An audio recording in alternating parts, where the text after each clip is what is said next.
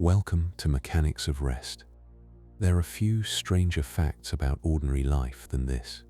Even in the most silent room, even in the deepest stillness, nothing about us is truly still. The floor beneath the bed is turning with the earth. The earth is falling around the sun. The sun is carrying its planets through the Milky Way. The galaxy itself is moving among other galaxies, drawn by gravity, shaped by dark matter, and measured against light that has been crossing the universe since its earliest visible age. And yet, a glass of water rests calmly on a table. A sleeping cat does not slide across the floor. A person lying in bed feels no great cosmic speed passing through the body. That mismatch between what is measured and what is felt is where the real strangeness begins. If Mechanics of Rest has become part of your nights, a gentle like and subscribe helps the channel continue publishing these long journeys each week. It also tells the quiet machinery of the platform that patient, thoughtful stories still have a place here. The question is not simply how fast Earth is moving. The deeper question is why such immense motion can feel like stillness at all. Chapter 1. The turning Earth beneath stillness begins with the first hidden motion, the rotation already carrying everything eastward, without a sound. Chapter 1. The turning Earth beneath stillness. At Earth's equator, the ground moves eastward at roughly 1,670 kilometers per hour. That number belongs to ordinary ground, ordinary houses, ordinary trees, ordinary bodies at rest, and the quiet surface of seas that appear to lie almost flat beneath the air. It is not the speed of a spacecraft, or a storm, or a machine crossing the sky. It is the speed of the rotating planet itself, carrying everything near the equator around one full turn in a little less than 24 hours. The first hidden motion is therefore not distant. It is not among galaxies, or in the dark spaces between stars. It is under every field, every city street, every mountain road, and every room where a person might believe stillness is the simplest fact in the world.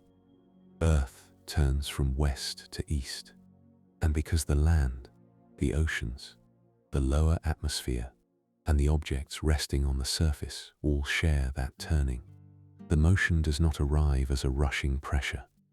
Nothing nearby is left behind to announce it. The moving surface carries its own ordinary rest with it. This is why speed, by itself, is never the whole story. A number can be large, but the body does not feel a number.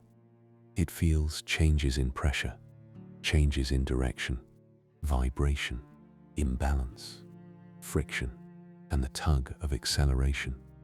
A train that moves smoothly at high speed can feel calmer than a cart crossing stones at walking pace, because the second motion shakes the body while the first carries it evenly.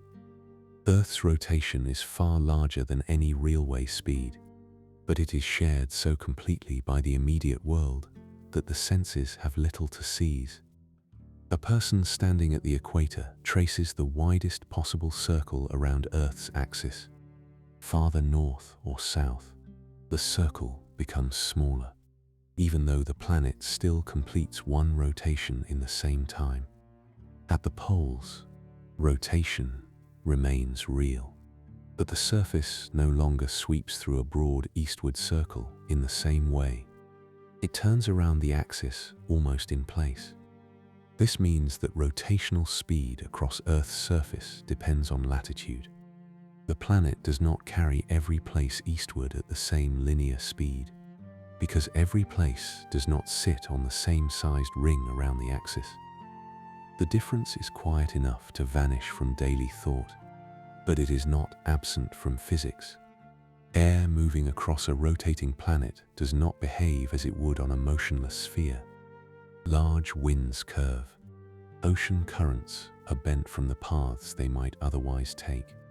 Weather systems acquire their broad turning patterns in part because Earth rotates beneath and with them.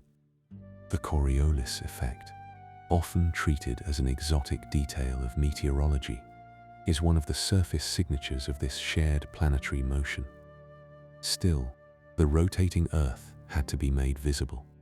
For centuries, its motion was known through astronomy and theory, through the rising and setting of celestial bodies, through the mathematical rearrangement of the heavens, and through the increasing strength of heliocentric models. Yet there was something different about a demonstration that could be watched indoors, not by following planets night after night, but by observing a simple object moving under gravity. In 1851, Jean Foucault gave that demonstration in Paris with a suspended pendulum. Foucault's pendulum did not force the Earth to reveal itself through violence or noise. It swung back and forth, obeying inertia, while the floor beneath it turned with the planet. In the Pantheon, the long cable and heavy bob allowed the motion to continue with enough steadiness that the plane of the swing appeared to rotate relative to the building. More carefully stated, the pendulum tended to preserve its plane of oscillation, while Earth and the building rotated beneath it. The slow shift made the planet's turning legible to human eyes. There is a particular patience in that demonstration. Nothing had to race across the room. No flame, no engine, no falling tower announced the result. The evidence lay in the gradual disagreement between a swinging mass and the rotating floor that supported the observers around it. A visitor did not need to feel Earth's motion in the body. The pendulum made clear that feeling was not the standard by which motion had to be judged. Foucault's work also revealed something important about scientific seeing. The world does not always become clearer when the senses are made stronger. Sometimes it becomes clearer when an arrangement is made in which nature can preserve one motion while another motion passes beneath it. A pendulum, a telescope, an interferometer, a spectrograph, a radio antenna, each in its own later setting, would do something similar. They would let one part of the physical world remain steady enough that another kind of motion could become measurable. At the equator, the scale of the turning is easiest to state. Earth's circumference is about 40,075 kilometers, and a full rotation carries the equatorial surface through that distance in roughly 1 day. The arithmetic gives the familiar large speed, near 1,670 kilometers per hour. But a city at a higher latitude traces a smaller circle, and its eastward speed is correspondingly lower. London, for example, is carried more slowly around Earth's axis than a place on the equator, not because its day is longer, but because its path around the axis is shorter. The planet's turning is therefore both universal and uneven. Every place participates in the rotation, but every place does not participate in the same geometrical way. This is one reason the first layer of motion is already more subtle than a simple speed claim can express. The ordinary phrase that Earth is spinning is true, but inside that truth are circles of different sizes, changing surface speeds, rotating air, curved winds, and a distinction between angular motion and linear speed that the body does not naturally separate. A wheel offers a small analogy. Though Earth is not a rigid wheel in every physical respect, points near the rim of a wheel cover more distance in one turn than points near the hub. Both complete the turn together, but they do not travel the same length of path. Earth's equator is more like the rim in this limited sense, while higher latitudes are like smaller rings closer to the axis. The axis itself is not a rod passing through visible matter, but a line of rotation, a geometrical fact about how the planet turns. This rotation also gives Earth its daily rhythm. Sunrise and sunset are not the sun circling a stationary world. but the consequence of a turning surface carrying each place into and out of sunlight. Shadows lengthen, shorten, and lengthen again because Earth rotates beneath a distant source of light. A sundial, one of the oldest astronomical instruments, is therefore also a quiet instrument of planetary motion. Its shadow does not merely mark time, it records the turning of the ground on which it stands. The old appearance of stillness was powerful because it was local. Stones lay where they had been placed. Water settled into bowls. Smoke rose and drifted according to nearby air. The horizon did not seem to sweep eastward at hundreds of meters per second. For daily life, the local frame was enough, and it remains enough for almost every ordinary action. The deeper scientific frame did not cancel that local truth. It placed it inside a larger truth, where stillness became something shared by a moving system rather than the absence of motion altogether. That distinction will return again and again. The surface of Earth feels still because the immediate environment participates in the same rotation. A pendulum can reveal the rotation because its motion is arranged to preserve a different kind of steadiness. Weather can reveal the rotation because moving air crosses latitudes and responds to the turning frame beneath it. Astronomy can reveal the rotation because the apparent sky changes as the planet turns. Each method separates one frame from another, and in the separation, motion appears. The first speed is therefore not only a measurement, it is a lesson in how motion hides. It hides when everything nearby moves together. It hides when the motion is smooth. It hides when the body has no outside reference close enough to feel the difference. Earth's rotation is large enough to shape winds, timekeeping, astronomy, and the geometry of the planet's daily life, yet gentle enough in ordinary experience to disappear beneath the name of rest. And this is only the motion of the turning surface. The rotating Earth is not fixed in space while it spins. The entire planet, with its oceans and atmosphere and all the local stillness it carries, is also moving around the sun, not as an object sliding across a floor, but as a world held in a continuous fall that never reaches the fire at the center of its path. To understand that second motion, the chronicle has to leave the rotating ground and follow the long curve that carries Earth through the year. Chapter 2: Falling Around the Sun. Nicolaus Copernicus did not make Earth move by discovering a new speed. He made Earth move by changing the arrangement in which the heavens were understood. In 1543, when his work on the revolutions of the celestial spheres appeared, the old habit of placing Earth at the still center of the cosmos did not vanish at once, and the new system did not immediately possess all the elegance later generations would give it. Copernicus still used circles, still worked inside inherited mathematical expectations, and still belonged to a world in which astronomy was tied to philosophy, theology, calendar making, and the long memory of ancient authorities. Yet one essential change had entered the record. Earth was no longer the unmoving floor beneath the universe, but one of the bodies in motion. That change was more than a rearrangement of diagrams. Once Earth became a planet, its stillness could no longer be assumed from the calmness of daily life. The ground beneath ordinary human experience had to be understood as participating in a larger celestial pattern. It turned on its axis, and it also traveled around the sun, carrying the whole rotating world through a yearly path. The body felt neither the turning nor the travel, but astronomy began to require both. A world could feel stable and still belong to motion. The speed of that yearly motion is about 29.8 kilometers per second.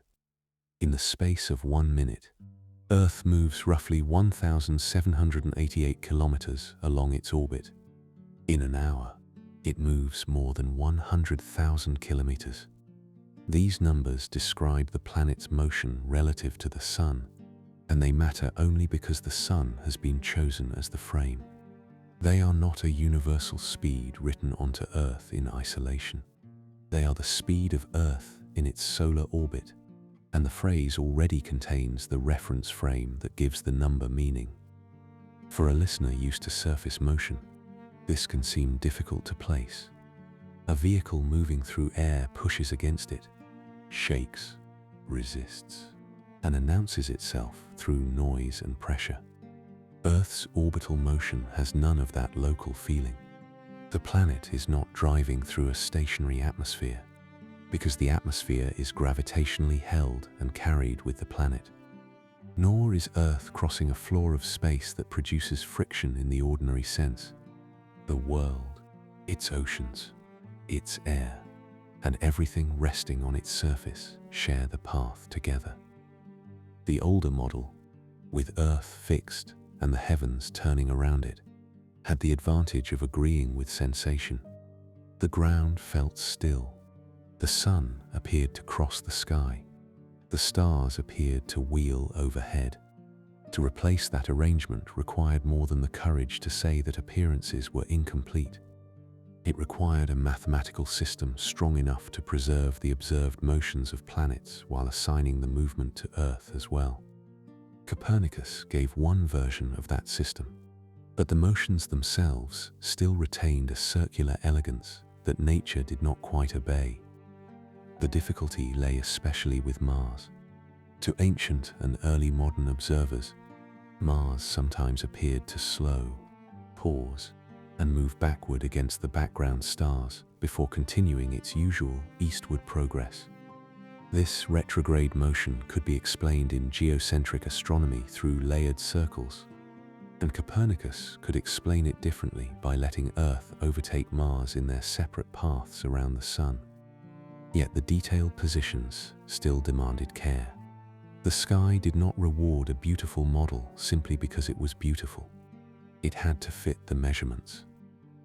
Tycho Brahe supplied many of the measurements that made the next transformation possible. Working before the telescope became an astronomical instrument, he built a program of naked-eye observation with a precision that exceeded the older records. His instruments on the island of Heaven allowed planetary positions to be measured with unusual care for the 16th century. Tycho himself did not accept the full Copernican arrangement in the form later adopted, but the data he gathered became the material from which Johannes Kepler would draw a more accurate shape of planetary motion.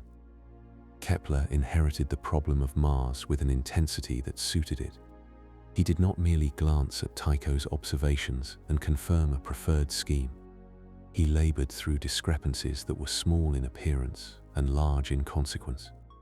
A difference of several arc minutes could have been dismissed by a less exact mind, but Kepler treated it as a sign that the old circular paths were not the paths nature had chosen. The planet did not move as if fixed to perfect circles around the Sun. It moved along an ellipse. That acceptance cost astronomy one of its oldest aesthetic comforts. Circles had carried philosophical weight. They seemed complete, balanced, and worthy of the heavens. An ellipse was less ceremonious.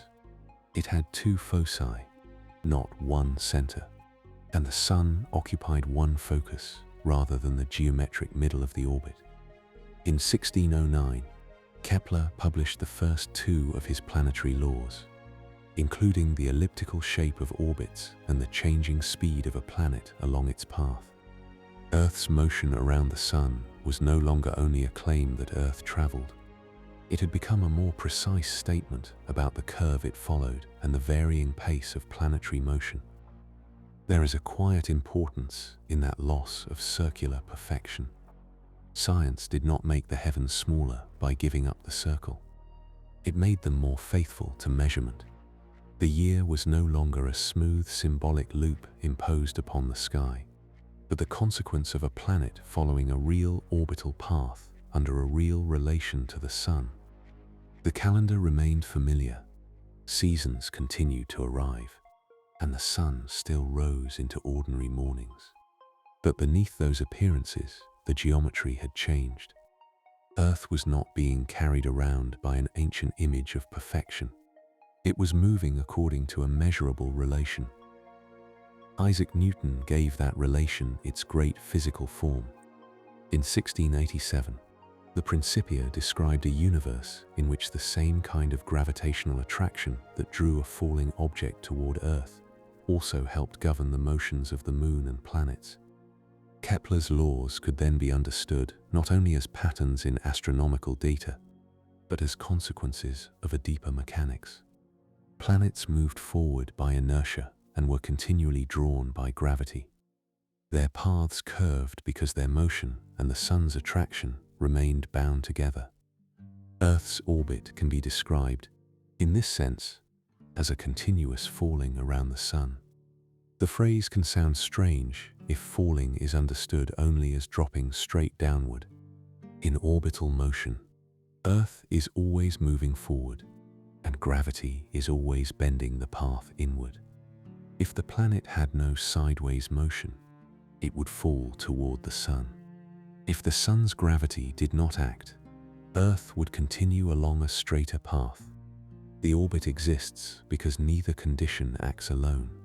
Forward motion and inward gravitational relation produce the long curve of the year. No wall of air presses against Earth as it follows that curve. No cosmic wind passes through rooms because the planet has crossed another section of its orbit. The motion is not experienced as strain because everything locally bound to Earth shares the same broad solar journey. The oceans do not lag behind in space. The atmosphere does not peel away.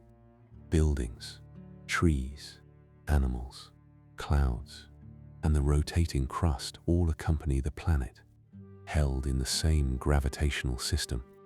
What the body calls stillness is again the stillness of a shared frame. This is why orbital speed is less like a racing object and more like membership in a system. Earth belongs to the sun's gravity. The moon belongs to Earth and also to the solar orbit carried by Earth. Satellites belong to smaller paths around Earth while sharing the larger path around the sun. Motion is nested inside motion, with each frame useful for a different question. A weather balloon, an aircraft, the moon, Earth, and the sun can all be described through different layers of movement without requiring one layer to cancel the others. The astronomical unit, the average Earth-Sun distance used as a basic measure in solar system astronomy, gives this motion a scale. Earth travels at a distance of roughly 150 million kilometers from the sun, though the orbit is elliptical rather than perfectly circular. Over 1 year, the planet completes one circuit, and that circuit is what gives the year its physical meaning. The year is not merely a number of days placed on a calendar. It is the time required for Earth to return to a corresponding position in its solar path. Seasons arise within that motion, but not because Earth is sometimes much closer to the sun and sometimes much farther in the simple way often imagined. The main cause is the tilt of Earth's axis, which changes the angle and duration of sunlight across the year. Rotation gives the daily rhythm. Revolution gives the yearly path. Axial tilt gives the seasons their alternating distribution between hemispheres. These motions layer together so consistently that ordinary life receives them as sunrise, afternoon, winter, summer, planting, harvest, and the familiar procession of months. The deeper motion remains hidden because it is too smooth, too shared, and too large for the senses to isolate. The body did not evolve to feel 30 kilometers per second relative to the sun. It evolved to feel whether the ground underfoot is steady, whether air is moving across skin, whether balance is disturbed, whether an object nearby is approaching too quickly, whether acceleration threatens posture or breath. Solar orbital speed belongs to a different register of reality. It is measured through astronomy, understood through mechanics, and lived through without being directly felt. After Copernicus, Earth could no longer be the still center of the visible heavens. After Kepler, its path could no longer be pressed into perfect circular expectation. After Newton, its yearly travel could be understood as motion shaped by gravity, inertia, mass, and distance. The planet that felt motionless beneath human feet had become a rotating world in continuous orbit, moving around the sun at a speed that would be impossible to detect from sensation alone. Yet even this second motion is not the outer boundary. The sun itself is not fixed while Earth circles it. The solar system, with Earth bound inside it, moves among neighboring stars. And the evidence for that motion did not first arrive as a feeling or as a dramatic sight, but through small changes in the apparent positions of distant light. Before the chronicle can follow the sun through the Milky Way, it has to pause over those tiny shifts in starlight, where Earth's own orbit became visible against the far background of the stars. Chapter 3: The Small Shifts of Distant Stars. The motion of Earth around the sun did not only change the arrangement of planets, it also changed the apparent position of the stars, though by amounts so small that generations of astronomers looked for them and found almost nothing at all. If Earth moved from one side of its orbit to the other, then nearby stars ought to appear to shift very slightly against the more distant background. The principle was simple in geometry and difficult in practice. The universe was large enough, and the stars were far enough away, that the expected movement shrank almost beyond the reach of early instruments. For a long time, the missing shift was used as an argument against Earth's motion. If Earth really traveled around the sun, critics asked, why did the stars not slide visibly back and forth over the course of a year? The answer was not that Earth stood still. The answer was distance. The stars were so remote that Earth's entire orbit, wide as it was by human measure, became a narrow baseline when set against interstellar space. The evidence was not absent because the motion was false. It was absent because the measuring tools had not yet become fine enough. The effect astronomers sought is called parallax. A nearby object appears to change position against a distant background when the observer changes position. A finger held at arm's length seems to shift if seen first with one eye and then with the other, while a distant wall seems almost fixed behind it. In astronomy, Earth's orbit supplies the two observing positions. The planet looks from one side of its solar path, then months later from the other, and a nearby star should appear to make a minute annual displacement against stars much farther away. This kind of shift does not ask the star to move in any dramatic way. It asks the observer to notice that the viewpoint has changed. Distance compresses the effect, making the angle smaller and smaller until only careful instruments can catch it. The measurement belongs to the geometry of sight, not to any bodily sensation of speed.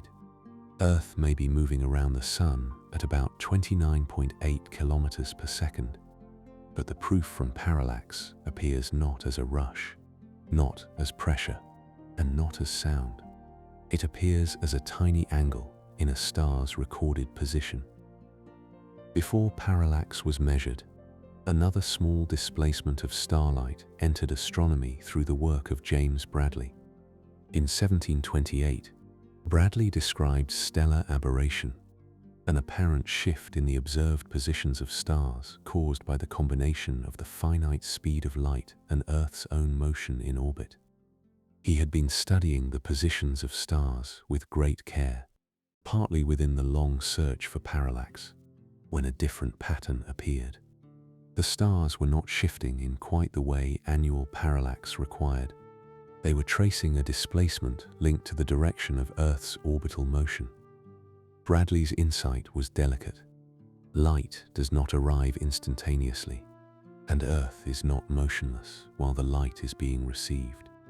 The observed direction of a star is therefore slightly altered by the motion of the observer.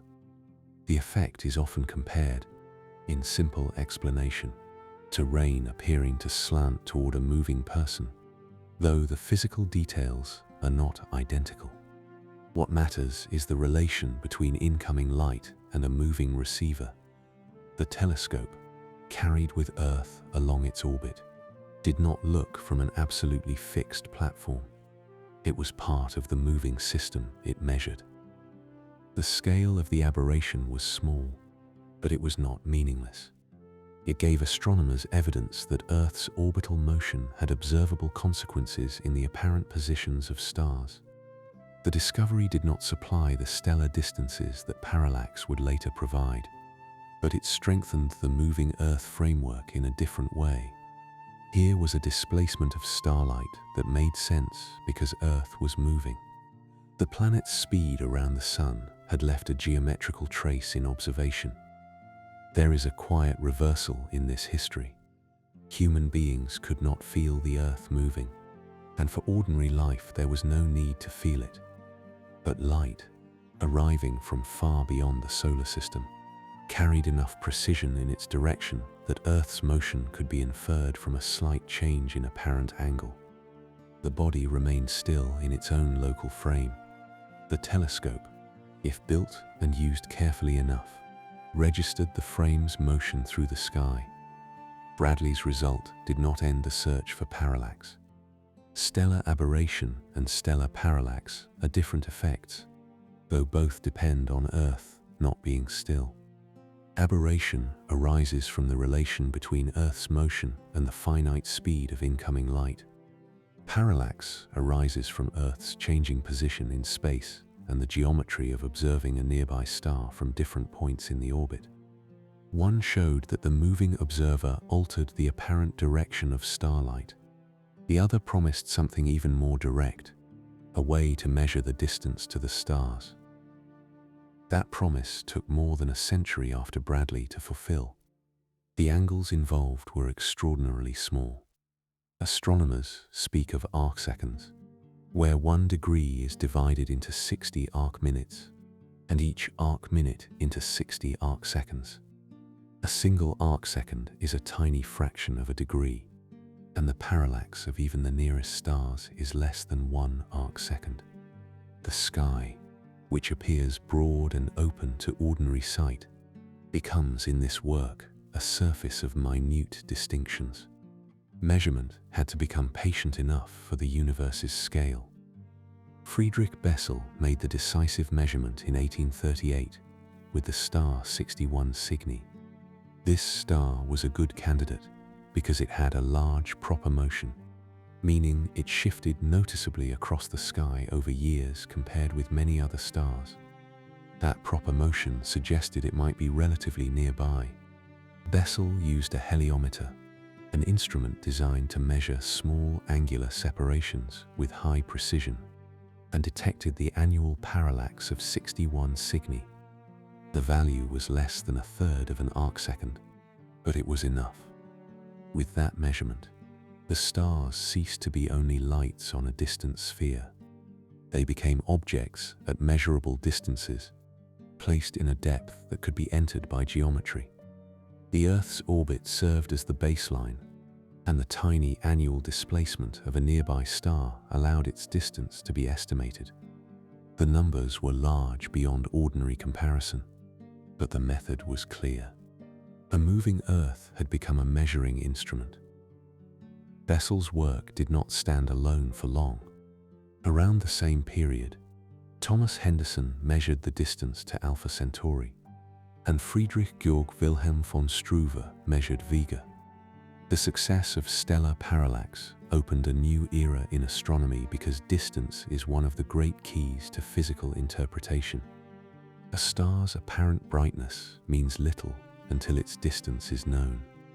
Its true luminosity, its scale, and its place in the stellar neighborhood all depend on that deeper measurement. Earth's motion around the Sun had given astronomy the first rung of the cosmic distance ladder beyond the solar system. The phrase cosmic distance ladder belongs to later astronomy, but the underlying idea begins here in a simple geometrical act. Establish one distance well, then use it to establish others. Parallax gives nearby stellar distances.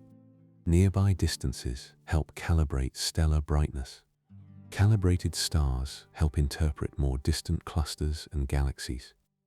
The chain would grow far beyond Bessel's 19th century instruments, but it began with the fact that Earth does not remain in one place. The planet's changing position became useful precisely because it was real.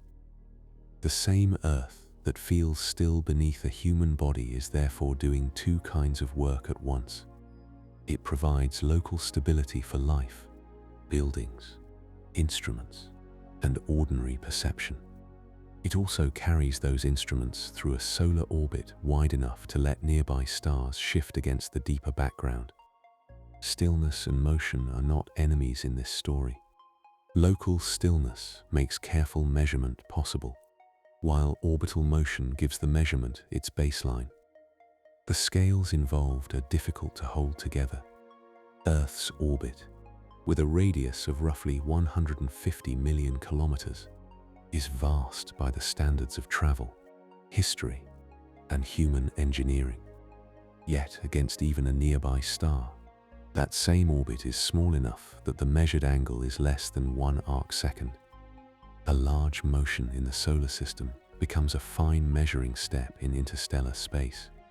The same path can be enormous in one frame and almost vanishing in another. This is one of the recurring lessons of motion through space. A speed or distance is never only itself. It changes meaning with the frame in which it is placed.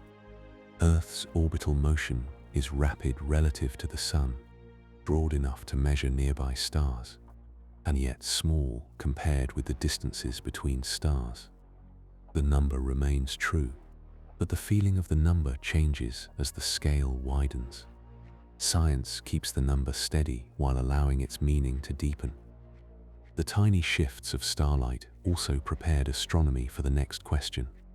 If Earth moves around the Sun, and that motion can be measured against distant stars, then the Sun itself may not be fixed among those stars either. A moving Earth had first disturbed the old belief in a motionless ground. A moving Sun would disturb the next layer of apparent stillness. But before the Sun's drift through the stellar neighborhood can be followed, the chronicle has to pause over a deeper rule. No speed has full meaning until the frame of reference has been named. Chapter 4. No place in the universe is truly still. No place in the universe has ever offered itself as the final place of rest. A stone lying on the ground may seem to provide one. A table may seem to provide another. The surface of Earth, broad enough to hold cities and oceans, has always encouraged the old feeling that stillness belongs to the ground first, and motion belongs to whatever crosses it. But the deeper history of mechanics slowly removed that comfort. It did not make local stillness useless. It made local stillness local. Galileo understood part of this long before modern relativity gave it sharper form. In his argument about a ship moving smoothly across calm water, the important point was not the sea or the vessel, but the behavior of objects inside a shared moving frame. Drops fall downward. Small creatures move as before. A person below deck, unable to see the shore, cannot decide from those local experiments alone whether the ship is at rest or moving steadily.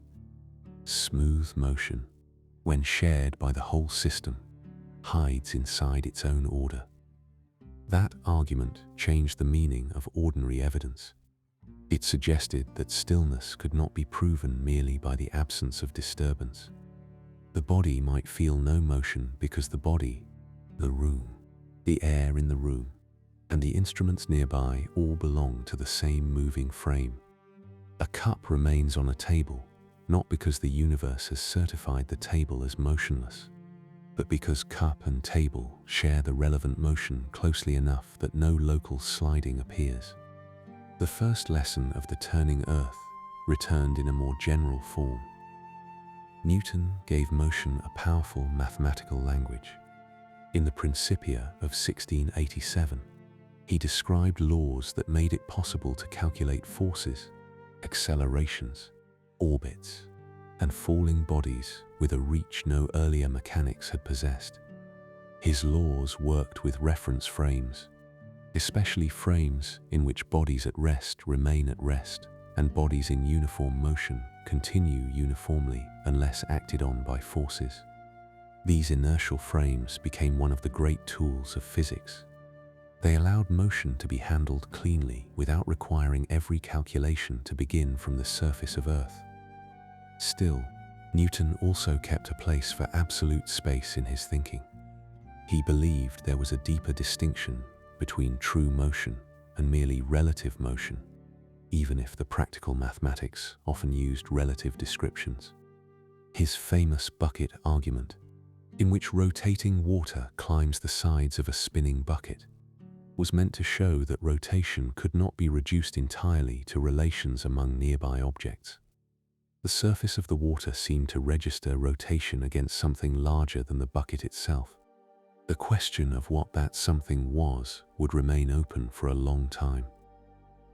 There is a careful distinction here. Uniform motion in a straight line can hide inside a shared frame, while rotation and acceleration leave local traces. The Earth's rotation has consequences, such as the Foucault pendulum and the Coriolis effect. A turning carousel announces itself through outward strains and changing directions. Acceleration presses itself into the body more directly than steady velocity does. This is why the absence of felt motion does not mean the absence of all motion, and why the presence of felt force usually means that the frame is changing in some measurable way. The 19th century inherited Newton's successes and also inherited questions about light. Waves known from ordinary experience seem to require a medium. Water waves moved through water. Sound waves moved through air or some other material substance. Light, with its wave-like behavior established by interference and diffraction, appeared to require something through which it could travel. That proposed medium became known as the luminiferous ether, a subtle background filling space and carrying light waves across the solar system and beyond.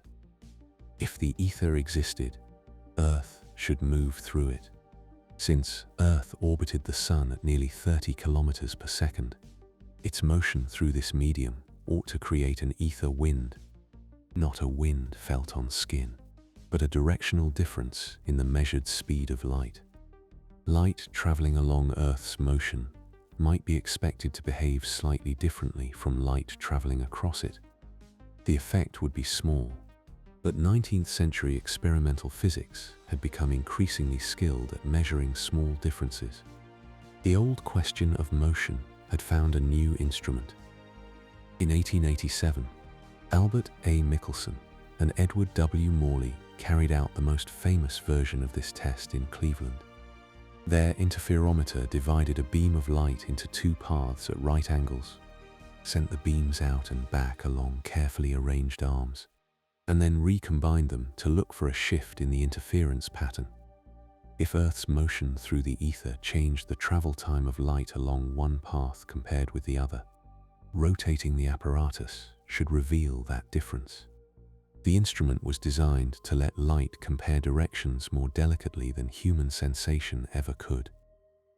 The expected result did not appear.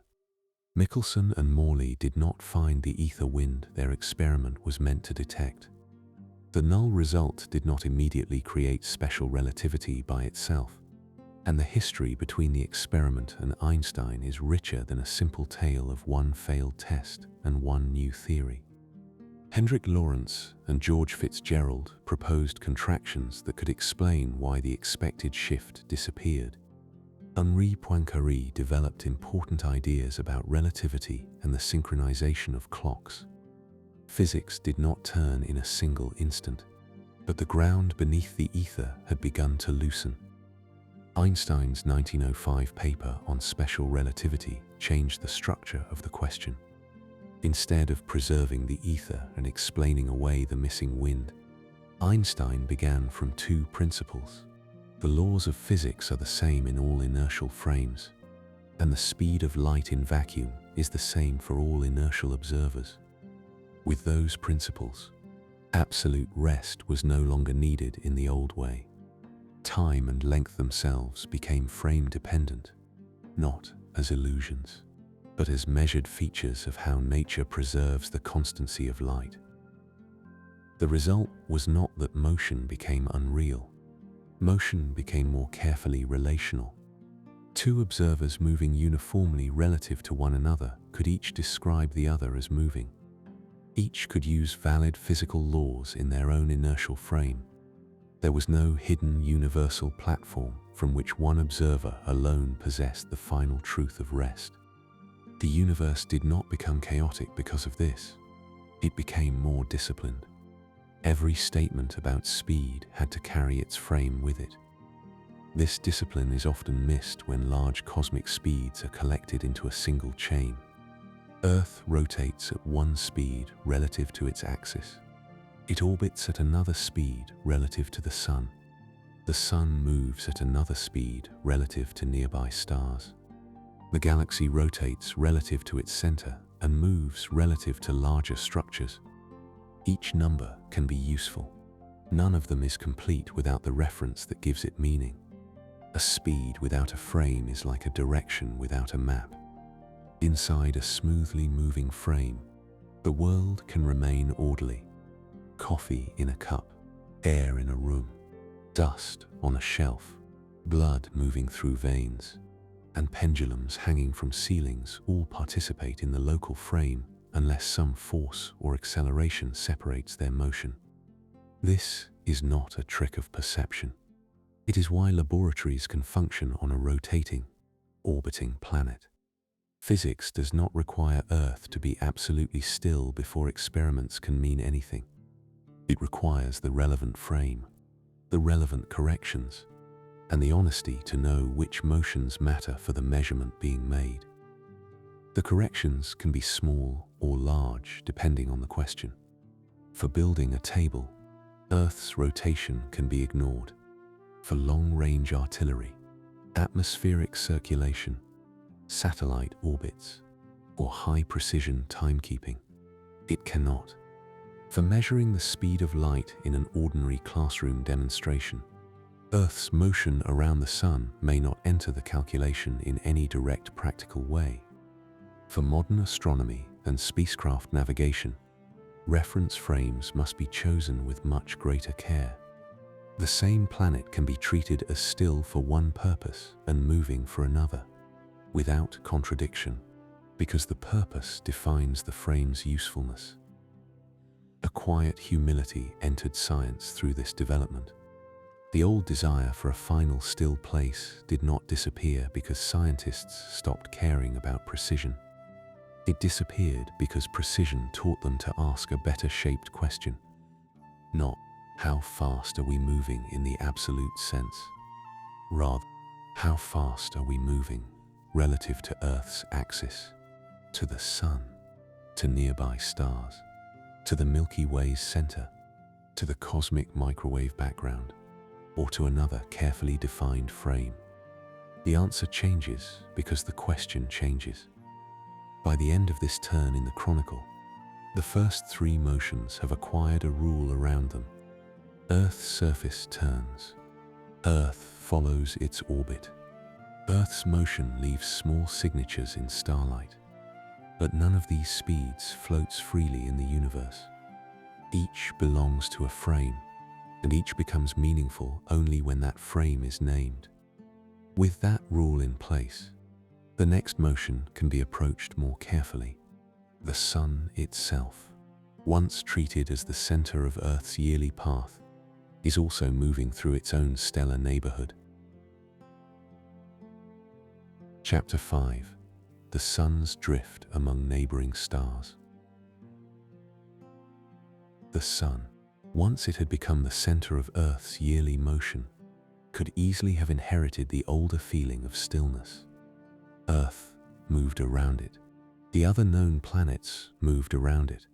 Light and heat spread outward from it, and the calendar of life on Earth depended on the angle and duration of that light.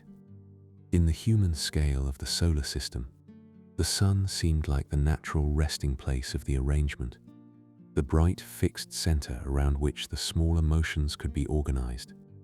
But astronomy rarely leaves a center undisturbed for long. Among the stars, the Sun is not fixed. It is one star in a local population of stars, gas, dust, and gravitational relations, all moving in their own ways through the disk of the Milky Way. The solar system carries Earth around the galaxy, but before that larger galactic orbit can be understood, there is a quieter kind of motion to notice. The Sun also moves relative to nearby stars. It has a drift through the local stellar neighborhood, and that drift had to be inferred from the slow rearrangement of stellar positions across time. This was not motion of the kind a human observer could watch in a single night. The constellations appear stable because the stars are distant, and because the span of an ordinary life is brief compared with the scales involved. Yet the stars are not pinned to a dark surface. Each has its own proper motion, its own path across the sky as measured from Earth, produced by the star's actual motion through space combined with the motion of the Sun and the observer. Over years, decades, and centuries, the sky's apparent stillness becomes a field of small changes. William Herschel was among the first to treat those changes as evidence for the Sun's own motion. In the late 18th century, he examined the proper motions of stars and reasoned that if the Sun were moving through space, the stars ahead of that motion might seem to spread apart, while those behind might seem to draw together. The effect was subtle and entangled with the independent motions of the stars themselves. It required a mind willing to treat the sky not as a fixed backdrop, but as a population of moving bodies seen from another moving body. Herschel proposed a direction for the Sun's motion, later called the solar apex. His early estimate placed the Sun's travel toward a region near the constellation Hercules. The exact modern understanding is more refined, because later observations, larger star catalogues, and better mathematics have separated local stellar motions with far greater care. Yet the significance of Herschel's work remains. The Sun had begun to lose its apparent station among the stars. It was no longer only the center of the solar system. It was also a traveler within a stellar neighborhood. There is something instructive in the method. The Sun's movement could not be discovered by watching the Sun cross the sky, because that daily crossing belongs mostly to Earth's rotation, and its yearly path against the background stars belongs to Earth's orbit. To find the Sun's motion through nearby space, astronomers had to study other stars and ask whether their small displacements carried a common pattern. Motion revealed itself indirectly, through the way a moving observer changes the apparent arrangement of surrounding things. The lesson of parallax returned, but now the moving reference was the Sun itself. A local stellar neighborhood is not a room with walls. It has no boundary that nature has marked for ordinary sight. It is an astronomical convenience, a region of nearby stars whose motions can be compared to construct an average frame. In that frame, astronomers speak of the Sun's motion relative to the local standard of rest. The phrase is careful. It does not claim to have found absolute rest. It means an average motion of nearby stars, a reference built from a population rather than from a final universal stillness. Relative to that local standard of rest, the sun's motion is often given as roughly 20 kilometers per second, though the exact value depends on how the local reference is defined and which stars are included.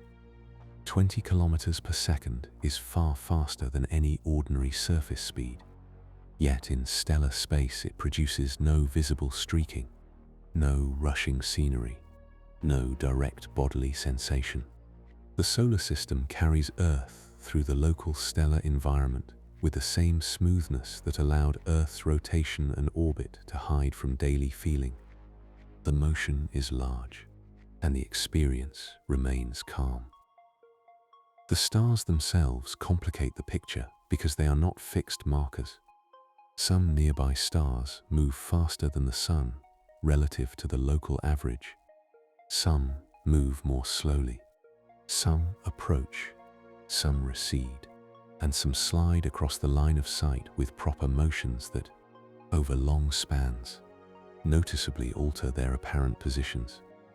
Barnard's star, discovered in the early 20th century to have a very large proper motion, became one of the famous examples of a nearby star visibly changing its place against the more distant background over humanly recorded time. Its motion is not the sun's motion, but its case shows how dynamic the local stellar field really is. The word nearby must also be handled with care. In ordinary language, nearby means reachable, familiar, perhaps across a road or over a low hill. In stellar astronomy, nearby may mean several light years, 10 light years, or dozens of light years. Proxima Centauri, the closest known star to the Sun, lies more than 4 light years away. Light itself takes more than 4 years to make that crossing. A neighborhood made of such distances does not feel like a neighborhood to the body, but it can be one to astronomy, because relative measurement, not bodily travel, defines its scale. Within that neighborhood, the sun's motion slowly changes the geometry of the sky. Stars that are now familiar in one arrangement will not keep that arrangement forever. Over tens of thousands of years, constellations deform. Over hundreds of thousands, they become difficult to recognize. The apparent permanence of the stellar patterns belongs to the shortness of human observation, not to the immobility of stars. The sky is steady enough for history and navigation, but not for deep time. This gradual rearrangement does not diminish the usefulness of the constellations. Ancient navigators, farmers, calendar makers, and storytellers could rely on the visible star patterns because the changes were too small to matter across the practical spans of their lives. Scientific truth often works this way. A simpler frame remains useful inside its proper limits. The stars can be treated as fixed for one purpose and as moving bodies for another. The mistake comes only when a useful simplification is mistaken for the final condition of reality. Stellar proper motion became more powerful as catalogues improved. Early observers worked with limited samples and relatively uncertain positions. Later astronomers accumulated measurements across long baselines of time, allowing small changes to become clearer. Photography, spectroscopy, and eventually space-based astrometry refined the record further. Each improvement made the apparent sky less like a painted dome and more like a measured swarm of bodies in motion. The still heavens of ordinary sight became, under patient measurement, a moving stellar population. The sun's local motion also has a radial component, motion toward or away from particular stars along the line of sight, which can be measured through Doppler shifts in starlight. When a star's light is shifted slightly toward shorter or longer wavelengths, astronomers can infer part of its motion relative to the observer. Proper motion gives motion across the line of sight. Radial velocity gives motion along the line of sight. Distance allows both to be combined into a fuller three-dimensional motion. The local stellar neighborhood gradually becomes not only a map of positions, but a map of velocities. Here again, no single number is enough. The Sun's motion relative to nearby stars is different from Earth's motion around the Sun, different from Earth's rotation, and different from the solar system's motion around the Milky Way's center. Each speed is real within its chosen frame. Each reveals a different layer of belonging. Earth belongs to the rotating planet. The rotating planet belongs to the solar orbit. The solar system belongs to a local stellar environment that itself belongs to the galaxy. That nesting of motion is one of the calmer truths hidden inside the frightening language of speed. Nothing about the Sun's drift through nearby stars tears ordinary stillness apart. It does not change the fact that shadows fall where they fall, or that a glass rests on a table. It changes the frame in which those ordinary facts are placed. The table belongs to Earth. Earth belongs to the Sun. The Sun belongs to a moving stellar neighborhood. Rest survives locally because motion is shared locally, even while the larger system continues on its path. Herschel's solar apex was therefore not merely a direction in the sky. It was another removal of false centrality. Earth was not the center. The Sun was not still. The nearby stars were not a fixed background. The more carefully astronomy measured, the more the universe became a set of moving relations rather than a hierarchy of still centers. This was not a loss of order. It was a better order, one that could include motion at every level without making measurement impossible. The Sun's drift among neighboring stars leads naturally toward a larger question. If the Sun moves locally, does the entire solar system also follow a broader path through the Milky Way itself? The answer requires a different scale and a different history, because the galaxy is not a loose scattering of nearby stars, but a vast rotating structure. To understand the next layer of speed, the chronicle has to move from the local stellar neighborhood to the shape of the Milky Way and to the discoveries that place the Sun far from the galaxy's center. Chapter 6. Around the center of the Milky Way. Instruments change the Milky Way from a pale band across the sky into a structure with depth, size, and hidden order. To unaided sight, the galaxy had long appeared as a faint river of light, a crowded brightness made from stars too numerous and too distant to separate with the eye alone. Telescopes dissolved part of that brightness into individual stars, but the larger arrangement remained difficult to know from inside it. Earth did not look at the Milky Way from outside. The Sun and its planets were embedded within the very disk whose shape astronomers were trying to measure. That inside position made the problem unusually subtle. A person inside a forest cannot easily know the forest's full outline by looking between trunks. In the same way, astronomers inside the galactic disk had to infer structure from star counts, distances, brightness, motions, clusters, dust, and later radio signals. Some regions were crowded and bright. Others were dimmed by intervening dust. The Milky Way did not present itself as a clean diagram. It had to be reconstructed from partial views, each one shaped by the location of the observer. For a long time, the Sun could still be placed near the center of the stellar system in many astronomical models. This was not because evidence had proved its centrality, but because the evidence was incomplete and the visible star field seemed to surround Earth in all directions. The old habit of central placement survived in a subtler form. Earth had lost the center of the solar system, but the Sun remained close to the center of the visible stellar arrangement in several early maps. Apparent symmetry continued to tempt interpretation. Harlow Shapley helped disturb that symmetry in the early 20th century.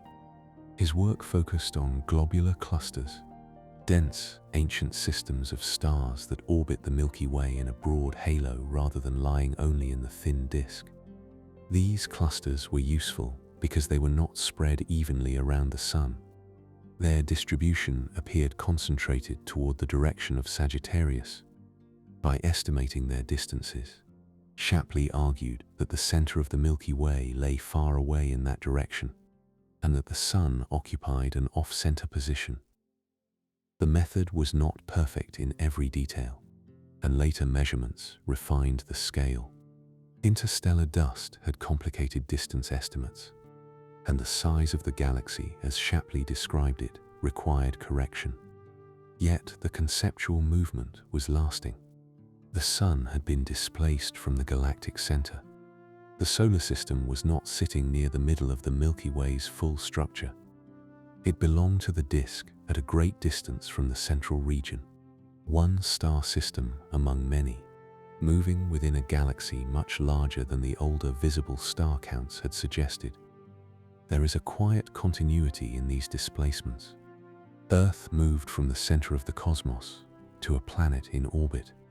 The Sun moved from a fixed central light to a star among neighboring stars.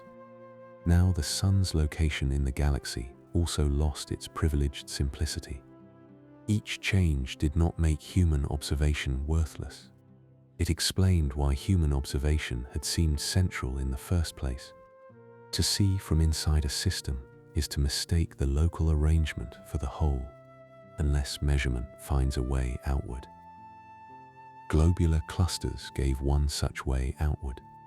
They were old, bright enough to be seen across great distances, and distributed in a way that traced the galaxy's larger gravitational structure. By mapping them, Shapley was not merely counting objects. He was using a population of ancient stellar systems as markers of the Milky Way's scale. The center, they suggested, was not the Sun's neighborhood, but a far-off region hidden in visible light by the crowded, dusty plain of the galaxy. The Milky Way had gained a center, and the Sun was not near it. Once the Sun was placed far from the center, another question followed naturally. Was it merely located in the galactic disk, or was it also moving around the center? The answer came through the study of stellar motions and the realization that the Milky Way rotates. Stars do not sit in fixed places within the disk. Gas does not rest in a static arrangement. The galaxy is a gravitational system whose parts move, and the Sun participates in that motion at a distance of roughly 26,000 light-years from the central region. Jean Ort's work in the 20th century gave the rotation of the Milky Way a more precise local form. By studying the motions of stars near the Sun, he described how different parts of the galactic disk rotate at different rates. The galaxy does not turn like a solid wheel. A solid wheel carries every spoke around together, preserving the same angular rotation from center to rim. The Milky Way is a disk of stars, gas, dust, and dark matter, and its parts move under gravity in a more complex way. The inner and outer regions do not share one rigid turn. This differential rotation matters because it gives the Sun's galactic motion its proper setting. The solar system moves around the Milky Way's center at roughly 220 kilometers per second, though values depend on the model and the reference used. At that speed, one full orbit around the galaxy takes about 225 to 250 million years. This long interval is often called a galactic year. During one such circuit, continents shift, climates alter, species arise and disappear, and the familiar map of life on Earth changes many times over. The scale of a galactic year alters the meaning of speed. 220 kilometers per second is fast in the frame of human travel, faster than Earth's orbital motion around the Sun. And yet the orbit is so enormous that a single circuit requires hundreds of millions of years. The same motion is rapid by one measure and slow by another. Speed, and period, distance and time, have to be held together. A large speed across a still larger path can become a motion so gradual that no civilization has watched even a small arc of it with direct historical continuity. The Sun has not completed many galactic circuits since complex life became abundant on Earth. Since the rise of early dinosaurs in the Triassic period, the solar system has made roughly one journey around the Milky Way, depending on the exact period chosen. Since the emergence of Homo sapiens, it has moved only a small fraction of that path. Human history, written history, and industrial time occupy a narrow segment of a galactic orbit. The scale is not a decoration placed beside the science. It is part of what the measured motion means. Radio astronomy later deepened the map of the Milky Way.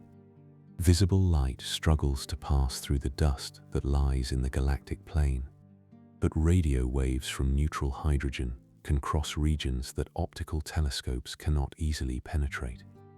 The 21-centimeter line of hydrogen became one of the important tools for mapping gas in the galaxy and tracing its rotation. Through such measurements, the Milky Way became less dependent on what starlight alone could show. Its spiral structure and large-scale motion could be inferred through signals that passed through the obscuring material. The Sun's path around the galaxy is not a perfect circle drawn on a flat page.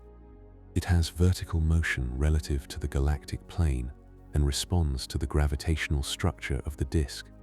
Spiral arms, molecular clouds, and dark matter halo. The solar system moves within a crowded gravitational environment.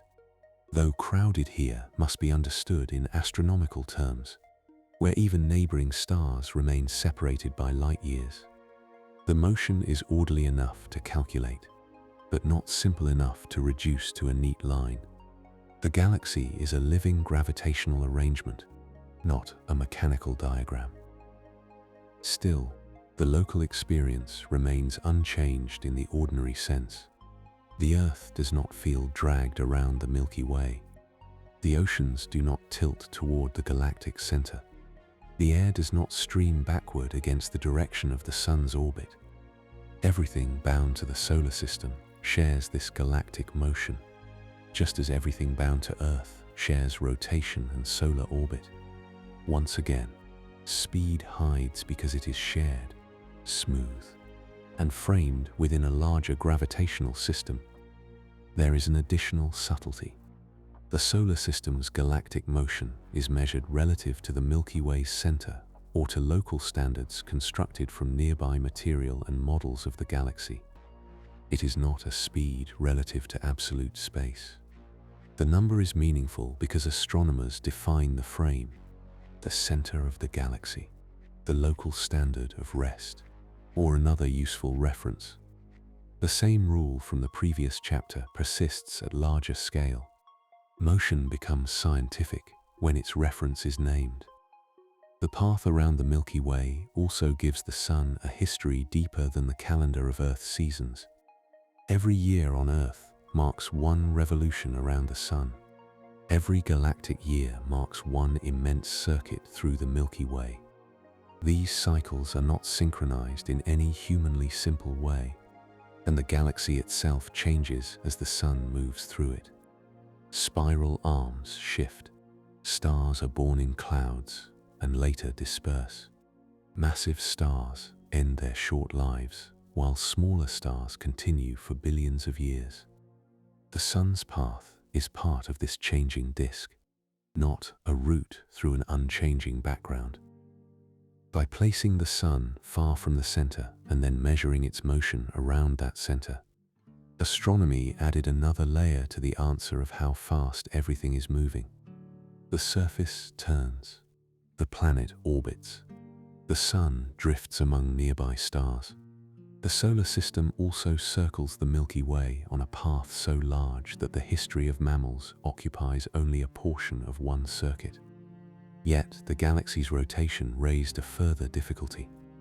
The visible matter in galaxies did not seem able to explain the way their outer regions moved, and the next layer of speed would lead into the hidden mass that shapes the curves. Chapter 7. The hidden mass that holds the curves.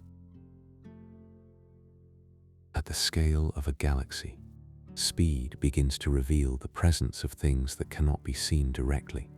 The solar system moves around the Milky Way's center at roughly 220 kilometers per second, but that number does not stand alone. It belongs to a galaxy whose visible stars, gas, and dust are not enough to explain all the motion astronomers measure. The speed of stars around galactic centers became one of the clearest places where the universe seemed to be carrying more mass than its light admitted. The expectation came from ordinary gravitational reasoning. In the solar system, planets farther from the Sun generally move more slowly in their orbits than planets closer in. Mercury moves quickly because it lies deep in the Sun's gravitational hold. Neptune moves slowly because it travels far out, where the Sun's pull is weaker and the orbital path is vast. If a spiral galaxy behaved mainly like a luminous concentration of matter near the center, then stars and gas in its outer regions might have been expected to show a similar decline in orbital speed. But galaxies did not behave so simply. The outer regions of many spiral galaxies kept moving faster than visible matter seemed able to support. Instead of falling away in the expected Keplerian manner, their rotation curves often remained flat. A rotation curve is not a curve in the shape of the galaxy itself. It is a graph of orbital speed against distance from the center. In that graph, the visible outskirts of galaxies carried one of the great clues of modern astronomy. Vera Rubin entered this question through careful measurement rather than speculation. Working with Kent Ford and others in the 1960s and 1970s, she studied the rotation of spiral galaxies using spectrographic observations. Ford's image tube spectrograph helped gather faint light from galactic regions that would otherwise have been difficult to measure well. The method depended on the Doppler effect. Light from gas and stars moving toward the observer is shifted one way, and light from material moving away is shifted another. From those shifts, astronomers could infer speed. Rubin's measurements did not announce a new substance by themselves. They revealed a pattern. In galaxy after galaxy, material far from the bright central regions moved with speeds that visible matter alone could not easily explain. The outer parts did not lag as much as expected. They continued around their galaxies with a steadiness that suggested more gravity was present than the luminous disk showed. The problem was not a single odd galaxy. It was repetition across many systems. A visible spiral galaxy can look, in photographs, like the main object. Its arms carry young stars, glowing gas, dust lanes, and the bright record of star formation. But the rotation curve suggested that the luminous spiral was only part of the gravitational structure. Around and through the visible galaxy there appeared to be a much larger halo of unseen mass. The stars moved as if they were embedded in a broader gravitational field, one that extended beyond the obvious light. This is where dark matter enters the chronicle, not as a dramatic absence, but as a name for mass inferred from gravity while not emitting, absorbing, or reflecting light in the ordinary detectable way. The word dark can mislead if it is taken to mean merely shadowed or hidden behind dust. Dark matter is not ordinary matter that happens to be unlit. It is a form of matter, or perhaps more carefully a gravitational component, whose nature is still not identified in laboratory terms, but whose effects appear across galactic and cosmological measurements. The sensory mind has difficulty with such a claim because the body knows matter through resistance, weight, texture, warmth, and contact. A stone can be held, air can be felt when it moves, water presses against the hand. Dark matter offers none of those ordinary entrances. It is known through the way visible things move. Its presence is like a structure made evident by the paths it permits and constrains, a surrounding gravitational arrangement that does not show a surface yet changes the motion of everything luminous within it. For a galaxy, this hidden component changes the meaning of speed. The speed of a star in the outer disk is not only a property of the star, it is a record of the galaxy's mass distribution. Motion becomes a weighing instrument. When outer stars keep their speed, the galaxy is giving evidence about matter that starlight does not count. The curve is a measurement of movement, but it also becomes a map of gravity. Rubin's contribution carried unusual force because it was observationally direct in its pattern. She was not the first person to consider missing mass. Fritz Zwicky, studying the Coma cluster in the 1930s, had argued that galaxies in the cluster moved too quickly to be held by the visible mass alone, and he used the phrase dark matter in that context. His work was important, but cluster dynamics were distant and could be more easily treated as a specialized problem. Rubin's galaxy rotation curves made the issue appear in the graceful disks of spiral galaxies themselves, where the motion could be traced across luminous structures. The Milky Way belongs to the same larger story. The Sun's orbit around the galactic center is shaped by all the mass inside and around its path. Stars, gas, dust, the central bulge, the disk, and the dark matter halo. The often cited speed near 220 kilometers per second is therefore not merely a fact about the Sun, it is a fact about the gravitational environment in which the Sun moves. If the Milky Way contained only the visible matter arranged as observed, its rotation would not have the same structure inferred from modern data. Galactic rotation is not felt inside the solar system because it is shared across the frame in which the Sun and planets travel. Earth does not experience the galaxy as a wind. No edge of the Milky Way drags against the atmosphere. The solar system follows its broad orbit through the galaxy under gravity, while planets continue their local motions around the Sun. The entire arrangement is nested. Earth turns, Earth orbits the Sun travels with the local disk, and the disk itself belongs to a mass distribution larger than the light of its stars. The hidden mass also changes the way the galaxy holds together over time.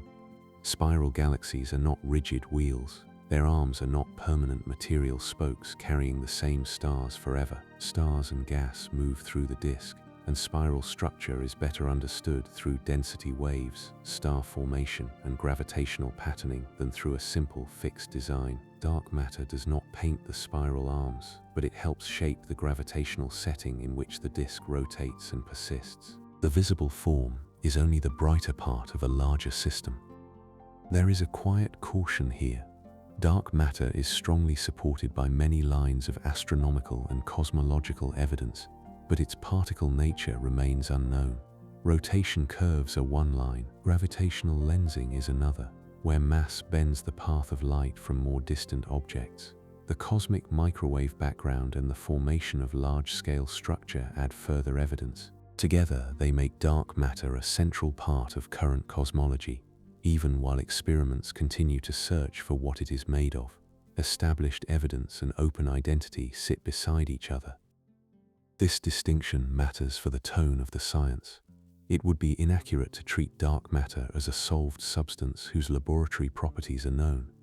It would also be inaccurate to treat it as a loose guess resting on one unexplained graph. The gravitational evidence is broad, but the material identity remains unresolved. The universe can be well measured in one respect and still unknown in another. Speed, again, becomes the doorway into a more careful kind of knowledge. Rubin herself often emphasized the observational foundation.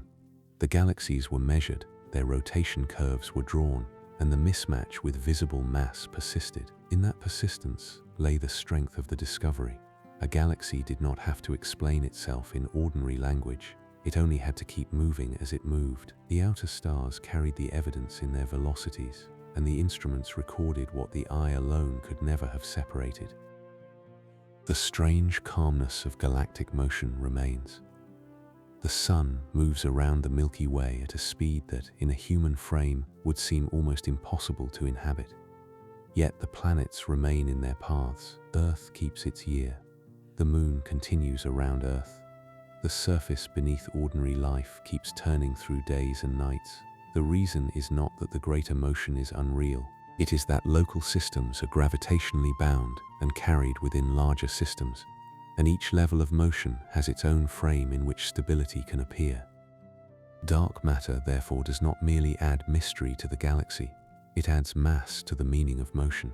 It explains why visible stars do not tell the whole gravitational story and why the speed of the solar system around the Milky Way belongs to a structure much larger than the bright band seen from Earth. The galaxy is not only what shines, it is also what holds, what bends, what keeps the curves from falling into the expected decline. By the end of this layer, the answer to how fast everything is moving has become heavier and less simple. The rotating Earth is carried by a planet in orbit. The orbiting planet is carried by a sun moving among stars. The sun moves around the galactic center in a disk shaped by visible matter and dark matter together. But even the Milky Way is not the final frame.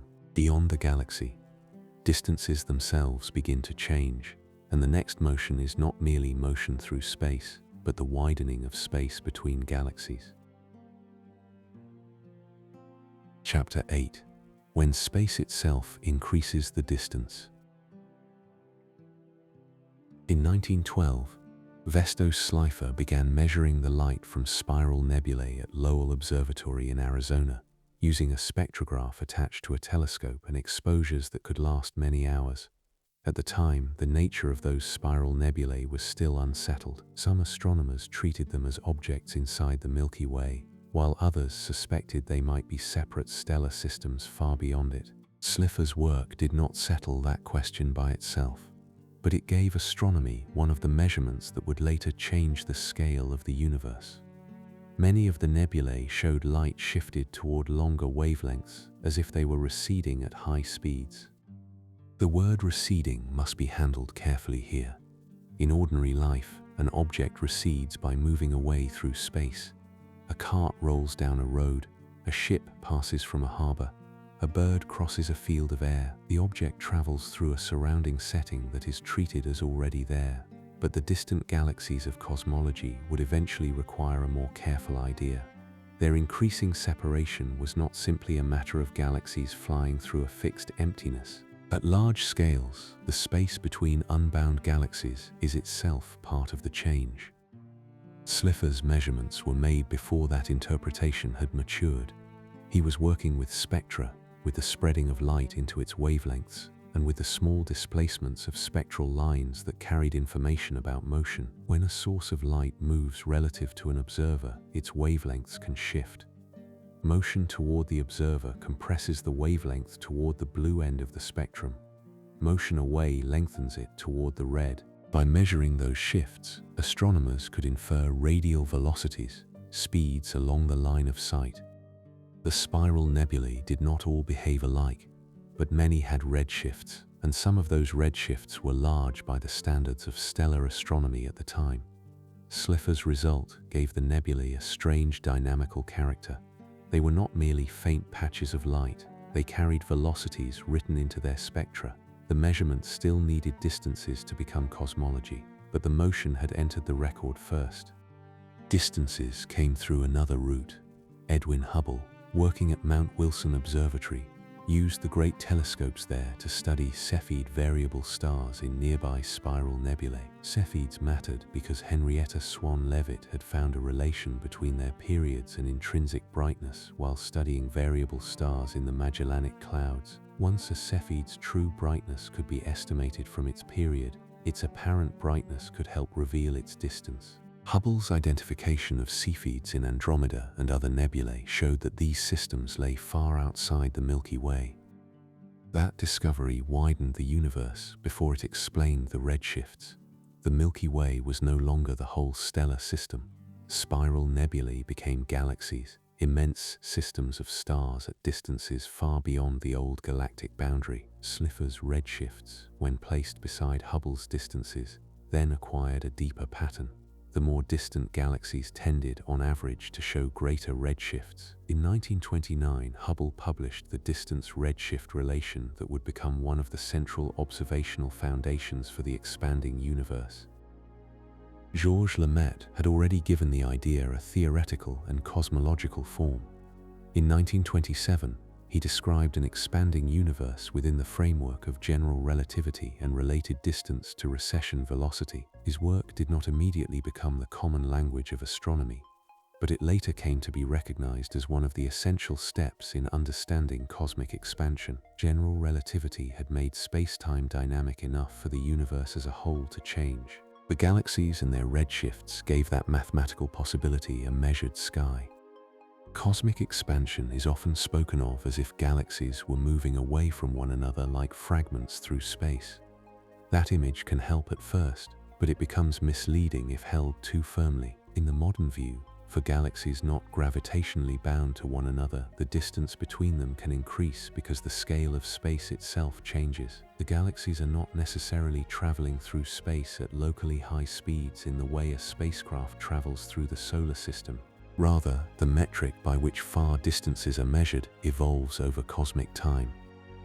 A long road can lengthen between resting milestones only in an imagined world, but cosmology asks for something like that without treating the road as a material strip. The distance grows because the geometry of the universe changes. Light traveling across such a universe is stretched along with that expansion, so its wavelength becomes longer before it reaches the observer. The redshift is therefore not only a Doppler shift in the ordinary local sense, though nearby motions can also produce Doppler effects. At cosmological distances, redshift becomes a record of expansion across time. This distinction changes the meaning of speed. A galaxy twice as far away may, on average, have about twice the recession velocity in the simple linear form of Hubble's law for relatively nearby cosmic distances. But recession velocity in cosmology is not always the same kind of speed as the velocity of a planet in orbit or a star moving through a galaxy. At great distances, recession speeds can exceed the speed of light without violating special relativity, because the galaxies are not locally passing through space faster than light. Space between widely separated regions is increasing. The phrase faster than light usually brings confusion because it mixes two frames of thought. Special relativity forbids objects and signals from moving locally through space faster than light. Cosmic expansion, however, concerns the growth of distances in space-time itself. Distant galaxies can have recession velocities greater than light speed because of the expansion of the space between them and us. No message travels locally from one galaxy through its nearby space faster than light. The rule remains intact, but the setting has widened.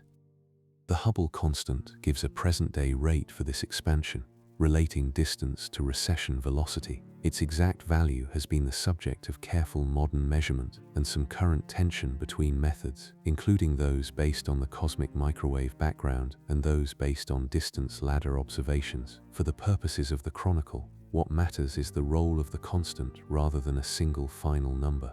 It expresses how, in the current universe, larger cosmic distances correspond to larger recession speeds. Bound systems do not expand in the same simple way. Earth does not grow farther from the Sun because the universe expands.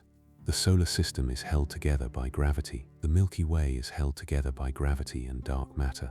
The local group, including the Milky Way and Andromeda, is gravitationally bound. Inside such systems, local forces dominate over the general expansion of the universe.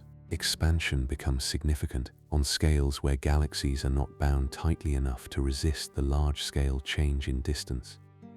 This is why Andromeda can be moving toward the Milky Way while more distant galaxies on average recede.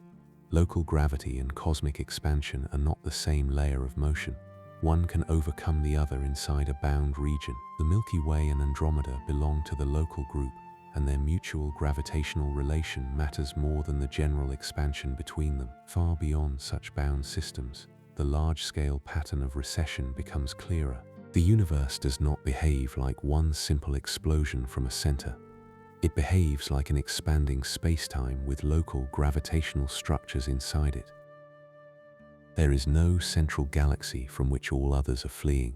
In a homogeneous, expanding universe, every sufficiently distant observer sees other distant galaxies receding on average. The expansion is not movement away from a special middle point in space. It is an increase in the scale separating unbound regions. This was one of the great conceptual shifts of 20th century cosmology. Motion no longer meant only objects changing position inside a cosmic container. The container-like intuition itself had to be softened. The title question, How fast we are moving through space becomes more difficult at this scale. Earth's rotation has a surface speed. Earth's orbit has a speed around the Sun. The Sun has motion relative to nearby stars. The solar system has speed around the Milky Way's center. But cosmic expansion is not a single speed of Earth through space. It is a relation between distance and the growth of distance across the universe. The farther the unbound galaxy, the larger the recession velocity assigned by the expansion frame. This does not make expansion unreal. It makes it a different kind of physical fact. It appears in redshifts, in the cosmic microwave background, in the abundance of light elements, and in the large-scale structure of galaxies. It belongs to the history of the universe as a whole rather than to the local motion of one body. Slipher's spectral lines, Hubble's distances, Leavitt's Cepheids, Lemaitre's equations, and Einstein's spacetime all meet inside that fact. The universe is not only filled with moving things, its large-scale geometry has a history of change. By the end of this layer, the motion has become less like travel and more like relation. Distant galaxies recede because the scale of the universe evolves. Light arrives lengthened by the time it has spent crossing that changing scale. Local systems remain bound while unbound distances grow. The great hidden speed of existence is therefore not one number, but a stack of frames. Rotating ground, solar orbit, stellar drift, galactic rotation, dark matter-shaped motion, and expanding cosmic distance. The next frame comes from the oldest light that can still be measured directly. If the universe has expanded from a hotter, denser early state, then it should carry a cooled remnant of that early radiation. That radiation does not give absolute rest, but it gives one of the most useful cosmic backgrounds ever found. Against it, the motion of the solar system leaves a faint directional imprint, written not in the positions of stars or the redshifts of galaxies, but in a small imbalance across ancient microwave light. Chapter 9. A direction written in ancient light. The consequence of an expanding universe was not only that distant galaxies should show redshifts, it also meant that the early universe, once hot and dense enough for matter and radiation to be tightly coupled, should have left behind a cooled remnant of its first freely traveling light. That remnant would not arrive as visible brightness. The universe had expanded too much, and the wavelengths of that old radiation had lengthened far beyond the range of human sight. By the time it reached modern instruments, it would appear as microwave radiation, spread across the whole sky with an almost even temperature. This background light is called the cosmic microwave background. It comes from a time about 380,000 years after the Big Bang, when the universe had cooled enough for electrons and atomic nuclei to combine into neutral atoms. Before that moment, light could not travel freely for long, because charged particles scattered it again and again. Afterward, the universe became transparent in a new way. Photons that had been part of the hot, early plasma could begin crossing space, and their long journey continued while the universe expanded around them. The radiation did not remain hot in the ordinary sense. Expansion stretched its wavelengths and lowered its temperature until, in the modern universe, it corresponds to a blackbody temperature of about 2.7 Kelvin. That is only a few degrees above absolute zero. In every direction, behind stars, galaxies, dust, and local radio noise, there is this faint thermal afterglow. It does not come from a place in the sky. It comes from the early condition of the observable universe itself, seen now as a nearly uniform microwave background. A nearly uniform background can still contain direction. If an observer moves relative to that radiation field, the background appears very slightly warmer in the direction of motion and very slightly cooler in the opposite direction. The effect is called a dipole because it has two broad poles, one warmer, one cooler. It is not a hot and cold division that human senses could detect. It is a delicate asymmetry in microwave temperature, measured by instruments built to compare fractions of a degree across the sky. The story of that background entered observation in 1965 through Arno Penzias and Robert Wilson at Bell Labs. They were using a large horn antenna in Holmdel, New Jersey, originally connected with satellite communication work, and they encountered a persistent excess noise that would not disappear. The signal remained after they checked the equipment, after they considered local sources, and after they removed material from pigeons that had nested in the antenna. It was not the kind of noise they were trying to find. It was the kind that remained when other explanations were stripped away. At nearly the same time, a group at Princeton, including Robert Dicke, Jim Peebles, Peter Roll, and David Wilkinson, was preparing to search for the relic radiation predicted by hot Big Bang cosmology. When the Bell Labs signal and the Princeton interpretation met, the excess microwave noise became one of the major observations in modern cosmology. Penzias and Wilson had detected the cooled background radiation of the early universe. A faint signal, spread across all directions, had turned into a measurement of cosmic history. There is a softness in the evidence that makes it easy to underestimate. The cosmic microwave background is not a bright object, not a moving planet, not a spiral galaxy with arms of stars and dust. It is a low-temperature radiation field, almost the same wherever instruments look. Its strength lies in that sameness. A universe that began hot and dense and then expanded should leave such a background. The observation did not merely add another object to astronomy, it gave the whole observable universe a thermal memory.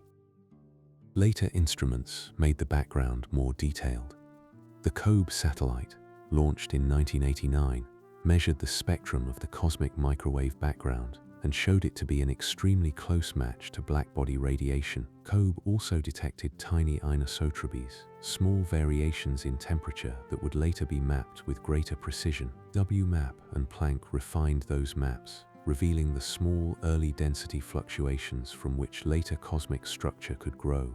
The background was not perfectly uniform, and its slight unevenness became another record of the universe's early state. But before those small-scale patterns, the largest directional pattern was the dipole.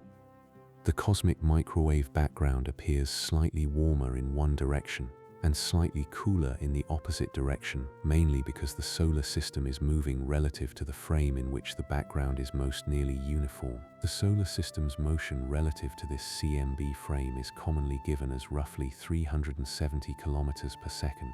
This is faster than Earth's orbit around the Sun, and faster than the Sun's motion relative to nearby stars.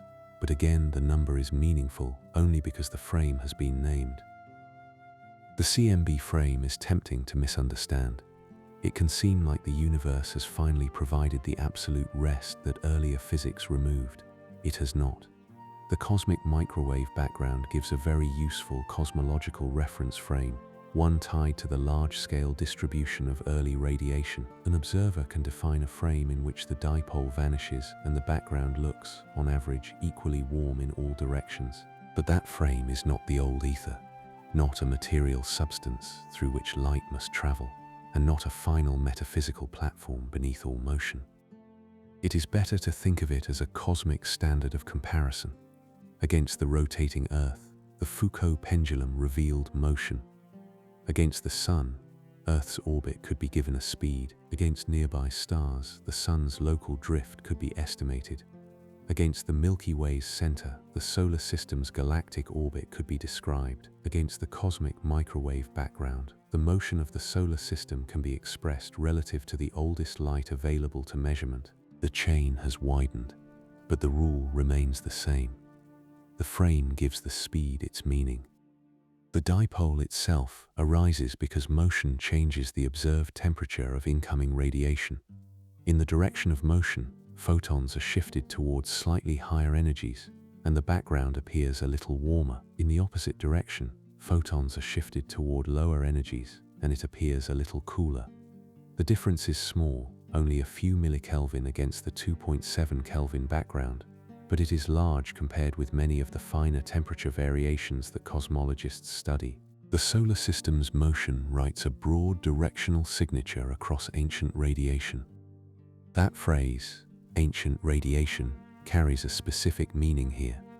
The cosmic microwave background is not light from the first instant of the universe. It is light from the time when the universe became transparent, hundreds of thousands of years after the earliest hot dense phase. Before that, photons were repeatedly scattered in the plasma, and the universe was opaque in the relevant sense. The CMB is therefore a surface of last scattering, not a surface in space like a shell with a physical edge, but a boundary in time from which the oldest freely traveling light has been arriving. The background is seen in every direction, because looking farther into space is also looking farther back in time. The radiation reaching Earth from one direction began its free journey from one region of the early universe. Radiation from another direction began from another region. All of it has been stretched by expansion. All of it now arrives as microwaves. The sky becomes, through these instruments, not merely a map of where things are, but a map of what the universe once was. The motion relative to the CMB frame includes several layers beneath it. Earth rotates, Earth orbits the Sun moves relative to nearby stars, the solar system moves around the Milky Way's center, the Milky Way moves within the local group and toward larger concentrations of matter. The measured CMB dipole contains the combined result of these motions after appropriate corrections, and cosmologists separate the local layers to understand the larger ones. Motion is no longer one clean arrow. It is a sum of nested relations. There is a quiet precision in correcting for these layers. To study the early universe's small temperature fluctuations, cosmologists must remove the large dipole caused by local motion. Otherwise, the motion of the observer would dominate the subtle pattern they are trying to examine. The observer's movement through the cosmic frame becomes both a discovery and something to subtract. Only after that subtraction can the finer anisotropies appear clearly, the small variations linked to the seeds of later galaxies and clusters. This is one of the more delicate acts in science, knowing when a signal is the subject and when it is an obstruction. The CMB dipole tells a story about motion. The smaller CMB fluctuations tell a story about the early distribution of matter and energy. The same sky contains both, and the instrument does not decide which one matters. The question decides. A pattern can be foreground in one inquiry and background in another. The old background radiation also deepens the answer to the title's question.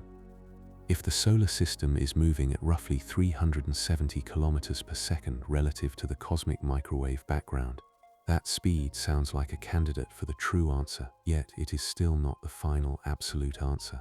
It is the answer relative to a frame defined by the early universe relic radiation. It is one of the most physically meaningful cosmic frames available, but it remains a frame. The discipline learned from Galileo, Newton, Michelson, Morley, and Einstein still holds. The body, meanwhile, feels none of it. Not the dipole, not the microwave background, not the 2.7 Kelvin radiation passing through the instruments that detect it. The person on Earth is not warmed on one side by motion through ancient light, nor cooled on the other in any ordinary sense. The effect belongs to precision measurement. It exists in antennas, satellites, calibrated maps, and mathematical corrections. The universe writes direction into radiation so faint that it required 20th century instruments to notice. Penzias and Wilson first met it as noise. Coe, W. Map, and Planck later turned it into maps of extraordinary precision. Though the wonder of those maps does not need to be declared for their meaning to stand, they show a universe with a thermal past, a transparent beginning for the light now reaching us, small irregularities from which later structure could develop, and a broad dipole revealing motion relative to that ancient background. In a subject filled with large speeds, this may be the quietest evidence of all, a slight temperature imbalance across the whole sky. By this point, the motion of Earth has been placed against one of the largest possible backgrounds. The planet turns, orbits, follows the Sun, circles the galaxy, and moves with the solar system relative to relic radiation from the early universe. Yet the cosmic microwave background is not the last gravitational setting. The Milky Way belongs to a group of galaxies, and that group belongs to wider flows shaped by clusters, superclusters, and concentrations of mass. The next layer of motion is not written in one background glow, but in the shared leaning of galaxies through larger structures. Chapter 10. Galaxies leaning through larger structures. A galaxy does not only belong to the expansion of the universe, it also belongs to gravity nearby, gravity farther away, and gravity distributed through structures so large that the word structure has to be used carefully. The Milky Way is not drifting alone through an empty cosmic plane. It is part of the local group, a gathering of galaxies held together by mutual attraction. And the local group itself moves within a broader environment of clusters, filaments, walls, and underdense regions. At this scale, motion becomes less like the path of one object and more like the slow shared tendency of many systems responding to uneven mass. The simplest local fact is that the Milky Way and Andromeda are approaching one another. Andromeda, also known as M31, lies about 2.5 million light-years away, and its light is shifted toward the blue rather than the red because, relative to the Milky Way, it is moving closer. This does not contradict cosmic expansion. It shows that local gravity can dominate over expansion inside a bound group. The space between the Milky Way and Andromeda is not behaving like the distance between far unbound galaxies in the Hubble flow. The two great spirals are members of the same gravitational neighborhood. That neighborhood includes smaller galaxies as well. The Triangulum Galaxy, the large and small Magellanic Clouds, dwarf spheroidal galaxies, faint satellites, streams of stars, and dark matter halos extending beyond the visible disks. The local group is not a tidy cluster with a sharp wall around it. It is a gravitational association known through positions, velocities, masses, and the history of interaction. Its members move around one another and toward one another in ways shaped by both visible matter and the larger dark matter distribution. A galaxy's speed, again, becomes a record of what holds it. Beyond the local group lies the Virgo cluster, a much larger concentration of galaxies, roughly tens of millions of light-years away. Virgo is not merely another object in the sky. It is part of the larger gravitational setting in which the local group's motion is interpreted. For decades, astronomers studied how galaxies in this region moved relative to the smooth expansion expected from Hubble's law. The differences between expected recession and observed velocity are called peculiar velocities. The name can sound casual, but the measurement is serious. Peculiar velocity is the motion left over after the general expansion frame has been accounted for. In this sense, cosmic motion contains two broad layers. There is the expansion of the universe, which relates distance to recession on the largest scales. Then there are departures from that expansion, caused by local and regional gravity. Galaxies fall toward concentrations of mass, move within groups, respond to clusters, and trace the unevenness of cosmic structure. The galaxy's observed redshift therefore contains more than one story. Part of it may reflect expansion, part may reflect local motion. To separate them, astronomers need distances as well as velocities. Distance is the difficult half of the work.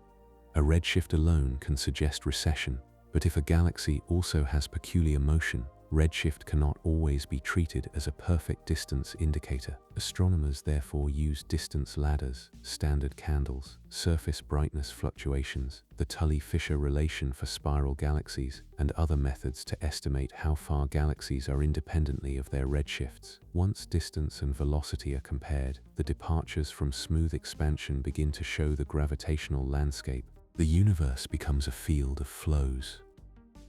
The Great Attractor entered astronomy as one way of naming a hidden pull in those flows. In the late 20th century, studies of galaxy velocities suggested that the local group and many surrounding galaxies were moving toward a region in the direction of the constellations Centaurus and Norma. The region was difficult to study in visible light because it lay partly behind the plane of the Milky Way where stars and dust obscure distant galaxies. The name Great Attractor was never the name of a single ordinary object. It marked a gravitational concentration inferred through motion. That inference is characteristic of this whole subject. At very large scales, what matters is not only what shines, but how many galaxies lean in similar directions, how fast they move, and how their motions depart from the simple outward pattern of expansion. The massive concentration may reveal itself by tugging surrounding galaxies into a shared flow. The map is therefore built from motion as much as from light. The paths of galaxies become a way of finding mass. Later work complicated the Great Attractor picture. The Norma cluster and other structures in that region matter, but they are not the whole story. Still larger concentrations, including the Shapley supercluster farther away, also contribute to the motions measured in the local universe. The local group's motion cannot be reduced to one hidden object pulling from one direction. It is the outcome of a broader distribution of mass, with nearby structures and more distant ones all contributing to the velocity field. A simple name helped scientists point toward a problem, but the problem itself was larger than the name. The word supercluster also requires care. A galaxy cluster can be a gravitationally bound system, with many galaxies orbiting inside a shared dark matter-dominated mass. A supercluster is usually not bound in the same way as a single relaxed cluster. It is a larger arrangement of clusters, groups, and filaments, often stretched across enormous distances, and much of it may not remain together against cosmic expansion in the long future. Its shape is inferred from galaxy positions and motions, but it is not a solid island. It is a pattern in the cosmic web. Laniakea, described in 2014 by R. Brent Tully and collaborators, offered one influential way of defining the supercluster region that includes the Milky Way. The name refers to an immense basin of attraction, a region in which galaxy motions, after the expansion is accounted for, tend to flow toward a common gravitational center. This approach did not simply draw a boundary around galaxies by where they appeared on the sky. It used velocity flows to define a region of shared gravitational behavior. The Milky Way in this picture lies within a vast flow pattern extending over hundreds of millions of light years. The scale is difficult to make bodily. A single galaxy already exceeds ordinary imagination. A galaxy cluster multiplies that scale. A supercluster defined by velocity flows is less like a heap of objects and more like a landscape of inclinations, where many points in the terrain show movement toward deeper gravitational basins. Nothing needs to rush in a visible sense. The motion is written over millions and billions of years, in the slight excesses and deficits between expected expansion and measured velocity. The galaxies do not announce the structure, they trace it.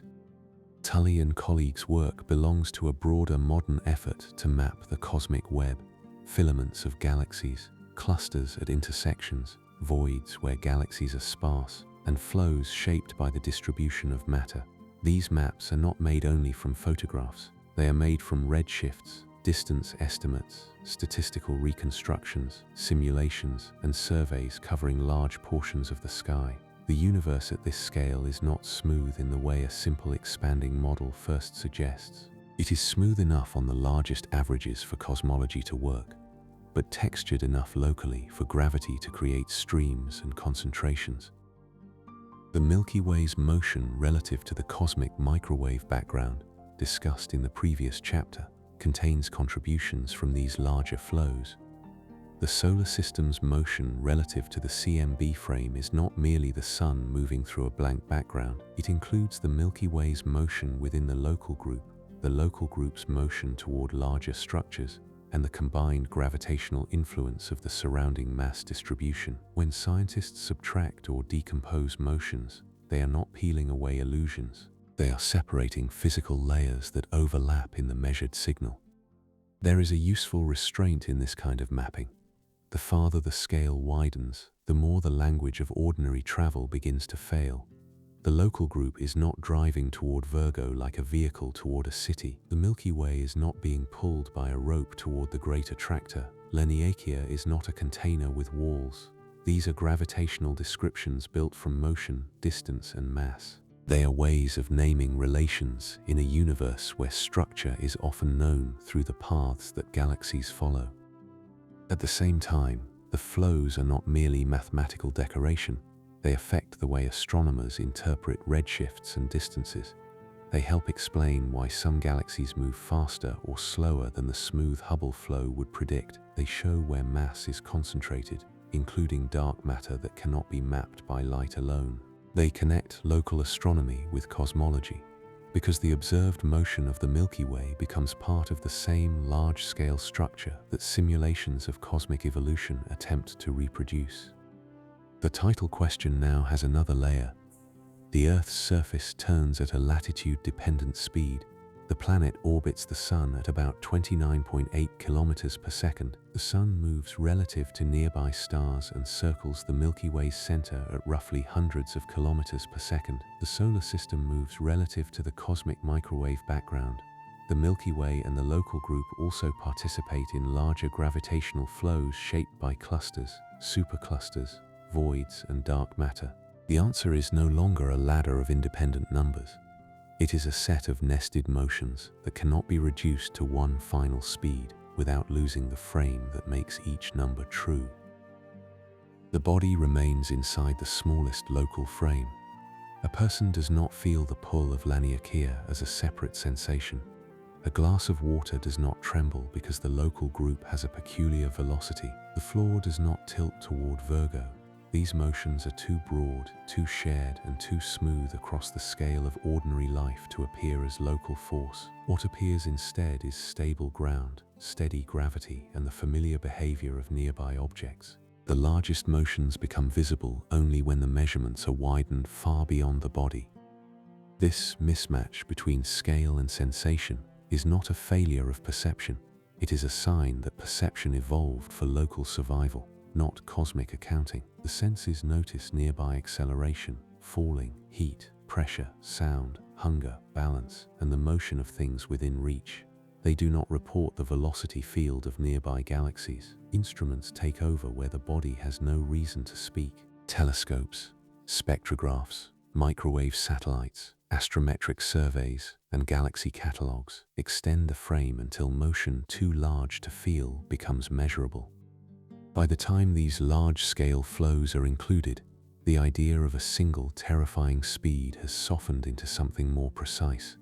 Earth is not racing through a silent stage. It is embedded in gravitational relationships at many levels. Each level has its own useful frame, its own method of measurement, and its own kind of stillness inside motion. The local group flows within larger structure, but the solar system remains locally bound. The galaxy moves, but stars still orbit within it. Earth follows the Sun, but the surface remains steady enough for life to treat it as home. The next layer returns from cosmic mapping to a more intimate physical question.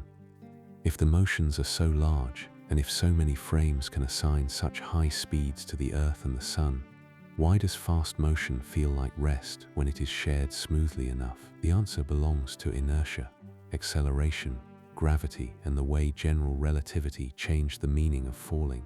After the shared leaning of galaxies through larger structures, the chronicle has to return to the body's oldest puzzle: why speed alone does not announce itself. Chapter 11. Why fast motion can feel like rest. Smooth motion has a way of disappearing into the frame that carries it. A room on Earth can feel still while the planet turns. The planet can feel still while it orbits the Sun. The solar system can feel steady while it moves through the Milky Way, and the Milky Way can belong to larger flows without placing a separate pressure on a hand, a glass, or a sleeping animal. The body does not measure speed in the abstract. It measures strain, imbalance, vibration, pressure, and change. This is why a very fast motion can feel gentler than a slow, uneven one. A person in a smoothly moving aircraft, once it has settled into steady flight, may feel less disturbance than a person in a cart rolling over broken ground. The aircraft has the larger speed, but the cart has the more noticeable changes. The body is not built to report velocity relative to a cosmic frame. It reports acceleration, the change of motion, and the forces that keep one part of the body from following the same path as another. A steady velocity inside a shared frame creates no special local announcement.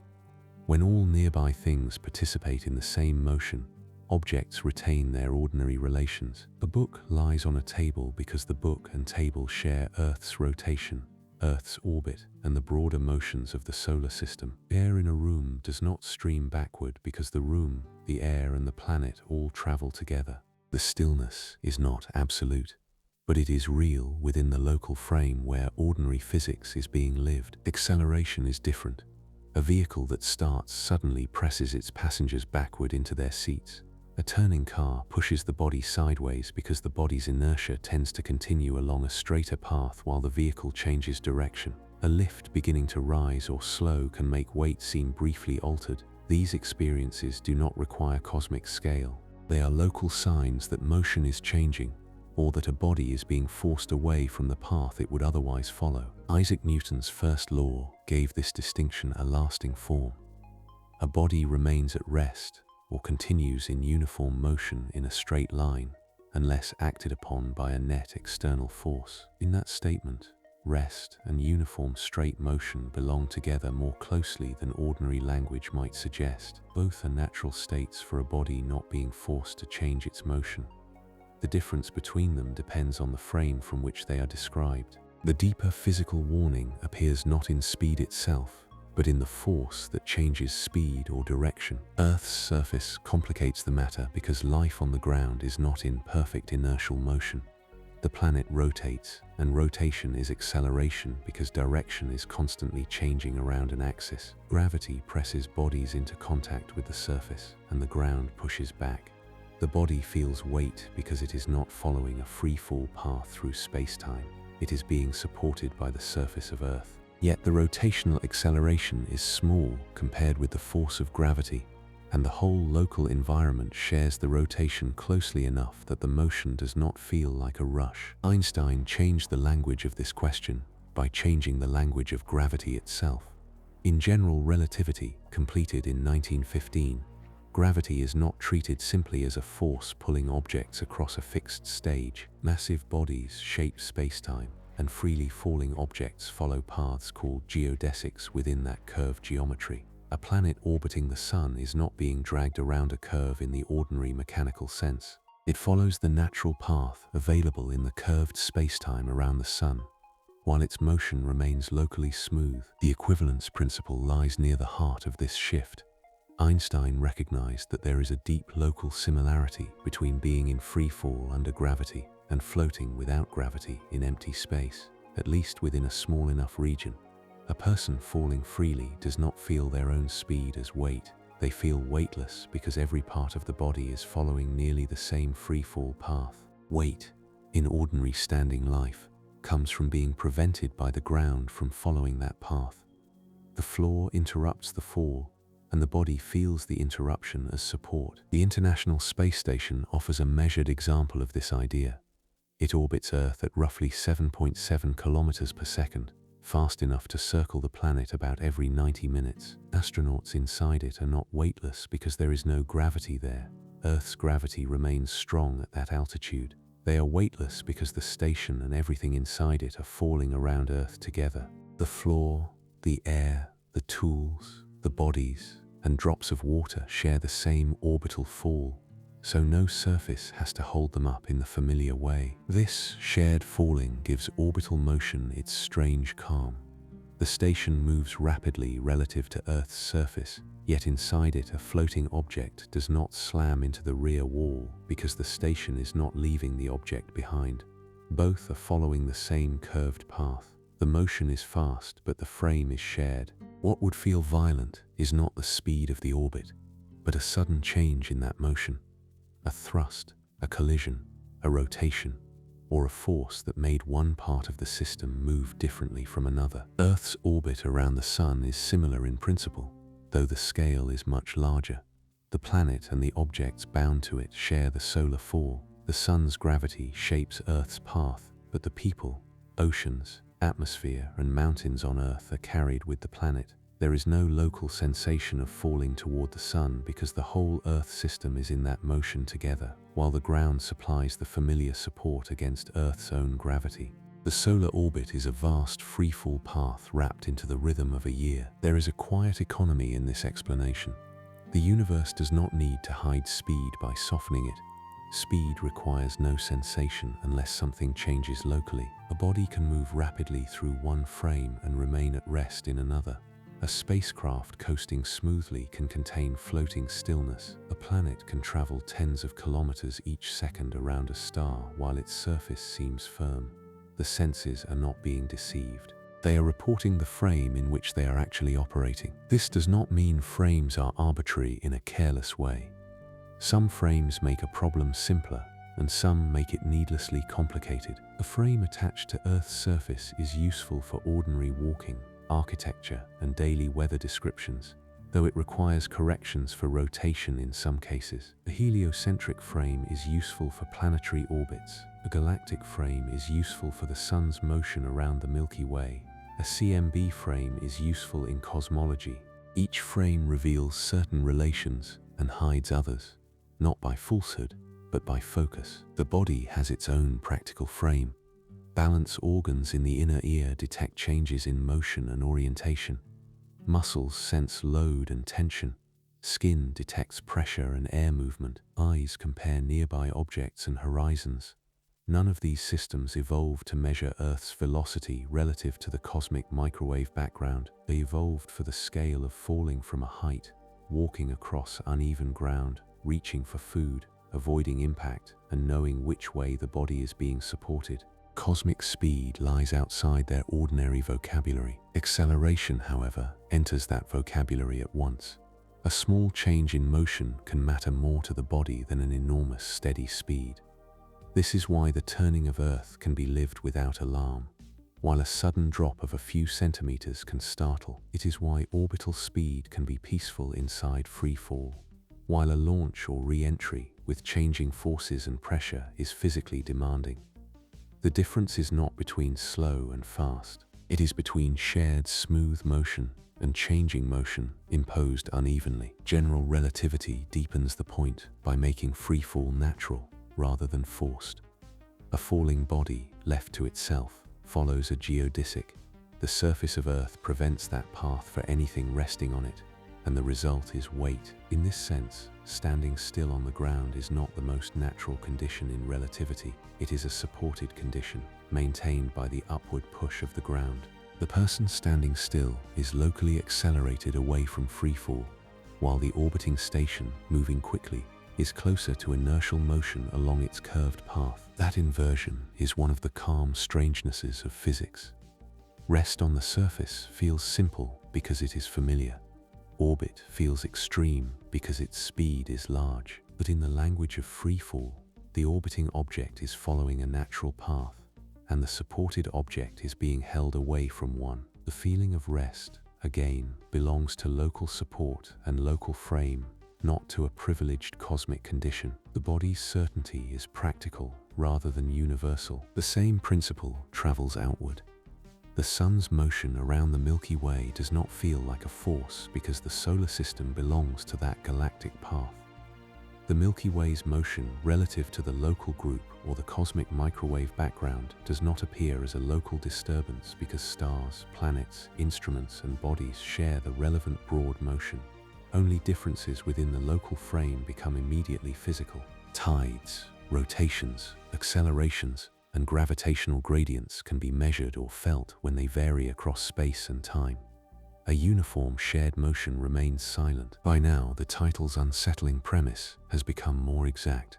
The terrifying reality is not that speed alone threatens the body. It is that the universe allows immense speeds to be ordinary when they are shared by the frame in which matter is bound. Earth can turn, orbit, follow the sun, circle the galaxy, and move relative to ancient radiation, while local life continues under steady gravity and air pressure.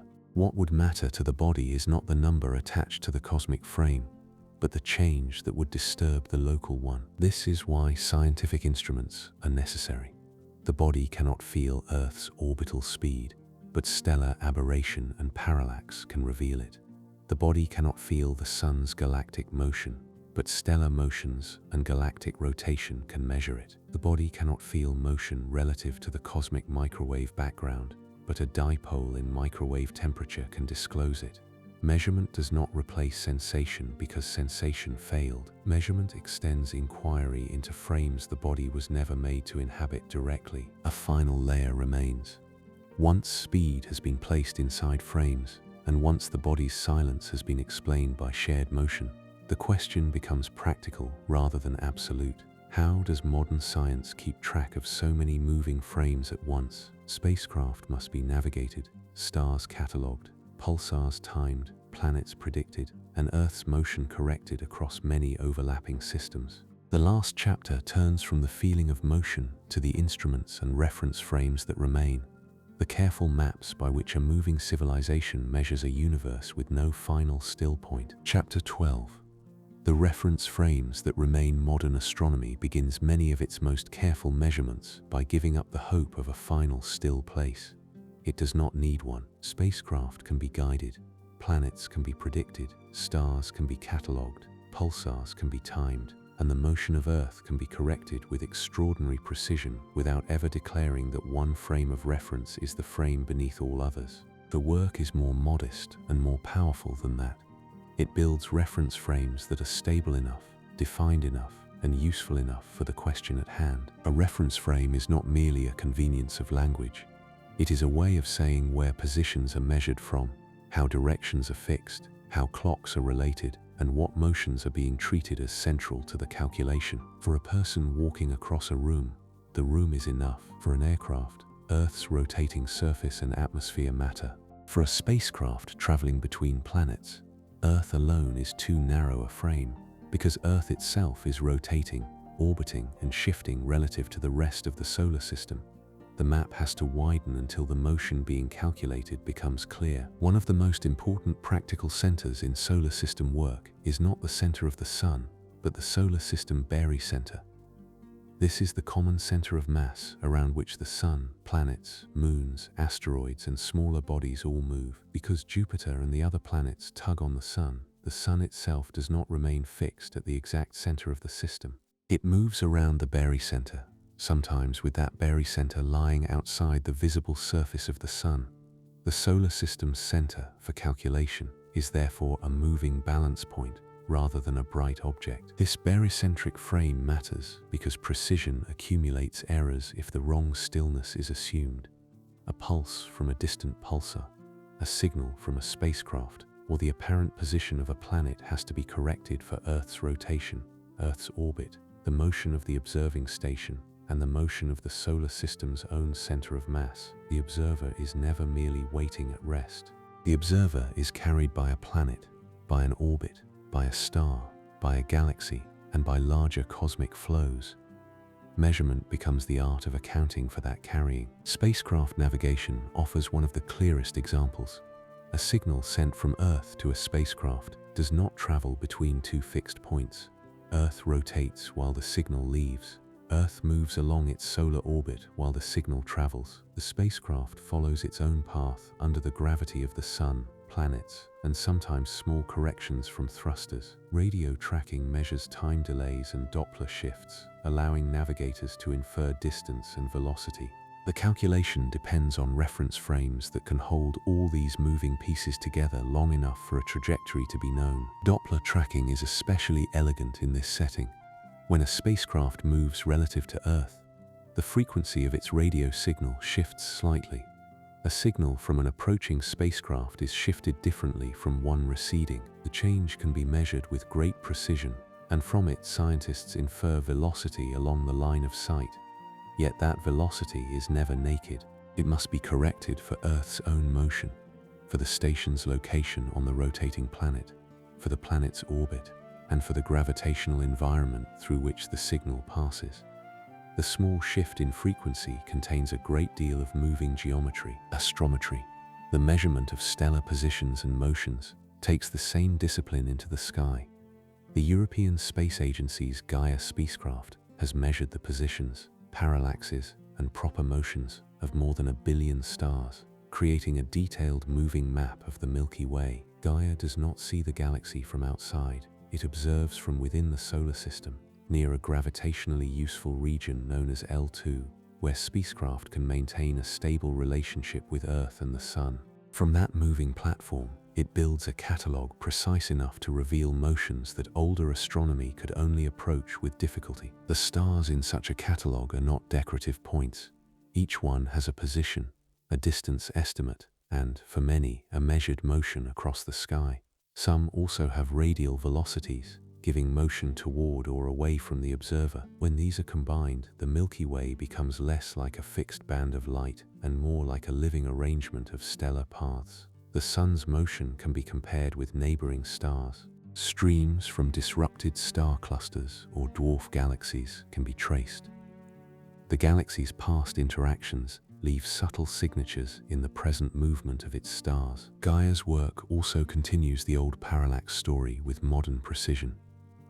Bessel measured the parallax of 61 Cygni in 1838 with an angle less than a third of an arcsecond. Gaia measures parallaxes across enormous stellar samples with precisions that for many stars reach tiny fractions of a milliarcsecond. The principle remains recognizably the same. Earth's changing position around the Sun provides a baseline, and nearby stars shift against more distant backgrounds. The scale of the effort has changed, but the underlying fact is the one that has followed the chronicle from Chapter 3. Motion becomes a tool for measuring distance. Pulsars add another kind of frame, built not from positions alone, but from time. A pulsar is a rotating neutron star whose beams of radiation sweep past Earth with great regularity when the geometry is favorable. Some pulsars keep time with a stability that makes them useful in tests of gravity, studies of interstellar space, and searches for very low-frequency gravitational waves through pulsar timing arrays. Their signals arrive at Earth carrying delays and variations caused by motion, gravity, and the medium through which the radiation travels. Again, the observer must be placed correctly in the solar system's moving frame before the distant clock can be understood. Timing a pulsar requires translating the arrival time at an observatory on Earth to what that arrival time would be at the solar system barycenter.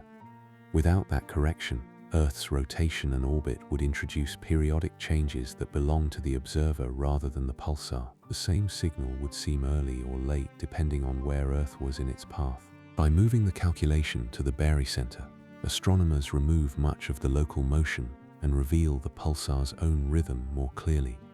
The still point is not absolute.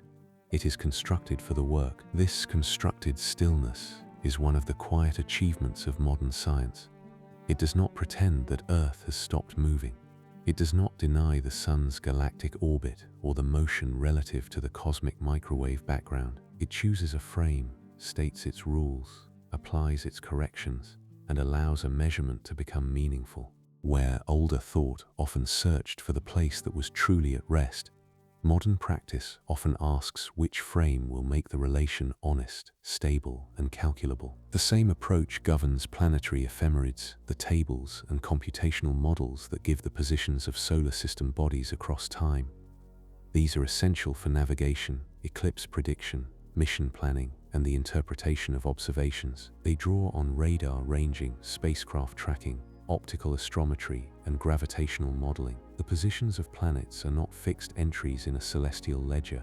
They are evolving quantities in a gravitational system, continually refined as measurements improve. The solar system is orderly, but its order is dynamic. Even Earth's own orientation has to be monitored. The planet does not rotate with perfect mechanical simplicity. Its axis wobbles. Its rotation rate changes slightly because of tides, internal structure, atmosphere, oceans, and exchanges of angular momentum. Leap seconds, Earth orientation parameters, and precise geodetic systems exist because the ground beneath instruments is not a perfect clockwork platform. The telescope on Earth is not just located at a latitude and longitude. It is placed on a rotating, flexing, orbiting world whose exact orientation matters for the finest measurements. At this point, the frightening simplicity of the original question has dissolved. How fast are we moving through space? There is no single answer that can stand without a frame. At the equator, Earth's surface is carried eastward at about 1,670 kilometers per hour by rotation. Around the Sun, Earth travels at about 29.8 kilometers per second. The Sun moves relative to nearby stars, circles the Milky Way's center at roughly hundreds of kilometers per second, and participates with the galaxy in larger flows. Relative to the cosmic microwave background, the solar system has a speed of roughly 370 kilometers per second. Each number is real, none is alone. The reality is not less strange because it is frame dependent. It is stranger in the quieter way that science often becomes stranger as it becomes more exact. The body rests on a surface that is turning. The surface belongs to a planet in solar orbit. The planet belongs to a star moving through the galaxy. The galaxy belongs to a group and a larger velocity field. The observer can feel almost none of this because local motion is shared. Forces are balanced or steady, and acceleration is what the body most readily knows. Stillness survives, not as an absolute fact, but as a local relation. So the final image is not a universe racing past a fixed observer. There is no need for that old stage. There are only bodies, fields, radiation, clocks, instruments and frames, each one carrying its own usefulness. A pendulum in Paris reveals rotation. A star's parallax reveals orbit. A spectrograph reveals galactic motion. A microwave map reveals a dipole in ancient light. A spacecraft signal reveals velocity through a shift in frequency. A pulsar's arrival time reveals the need to move the observer mathematically away from the turning Earth and toward the barycenter of the solar system. The measurements continue without finding a final flaw beneath them. Gaia keeps its catalogue of moving stars. Radio dishes receive faint signals from spacecraft crossing the outer solar system. Pulsars turn with their distant regularity. The Earth keeps rotating under its atmosphere, carrying oceans and cities into sunlight and out of it again. The Sun keeps drawing its planets along the broad curve of its galactic path. The Milky Way keeps moving within the local group, and the local group remains part of a wider gravitational pattern whose full shape is still being refined. Nothing in that motion needs to announce itself to a quiet room. A table can remain a table. A glass can rest where it was placed. A sleeping animal can breathe without knowing the speed of the galaxy. The floor can feel still because stillness for the body is a local agreement among nearby things. Beneath that agreement, the deeper motions continue with no contradiction. The universe does not require rest in order to be orderly. The old question has become a set of better questions. Relative to what? Measured by which instrument? Corrected into which frame? Useful for which purpose? Those questions do not diminish the scale of motion. They make it intelligible. They allow a rotating planet to host careful observatories, a moving spacecraft to be navigated across millions of kilometers, and a billion-star catalogue to be assembled from inside the galaxy it measures. Beyond the last calculation, the motions continue as physical processes rather than as ideas. Earth turns. Its orbit carries it onward. The Sun follows its long galactic path. Ancient microwave light arrives from every direction, bearing a slight imbalance from the motion of the observer. Stars shift by small angles across years. Signals cross the solar system, are received, corrected, timed, and folded into the maps that remain useful for a while until better measurements refine them again. The universe offers no final still point, but it offers patterns stable enough to know. It offers frames that can be named, instruments that can compare, and motions that can be followed without being felt. In the quiet between one measurement and the next, the moving Earth remains steady underfoot, and the deeper velocities pass into the calm language of numbers, clocks, angles, and light. The journey is complete. Rest well.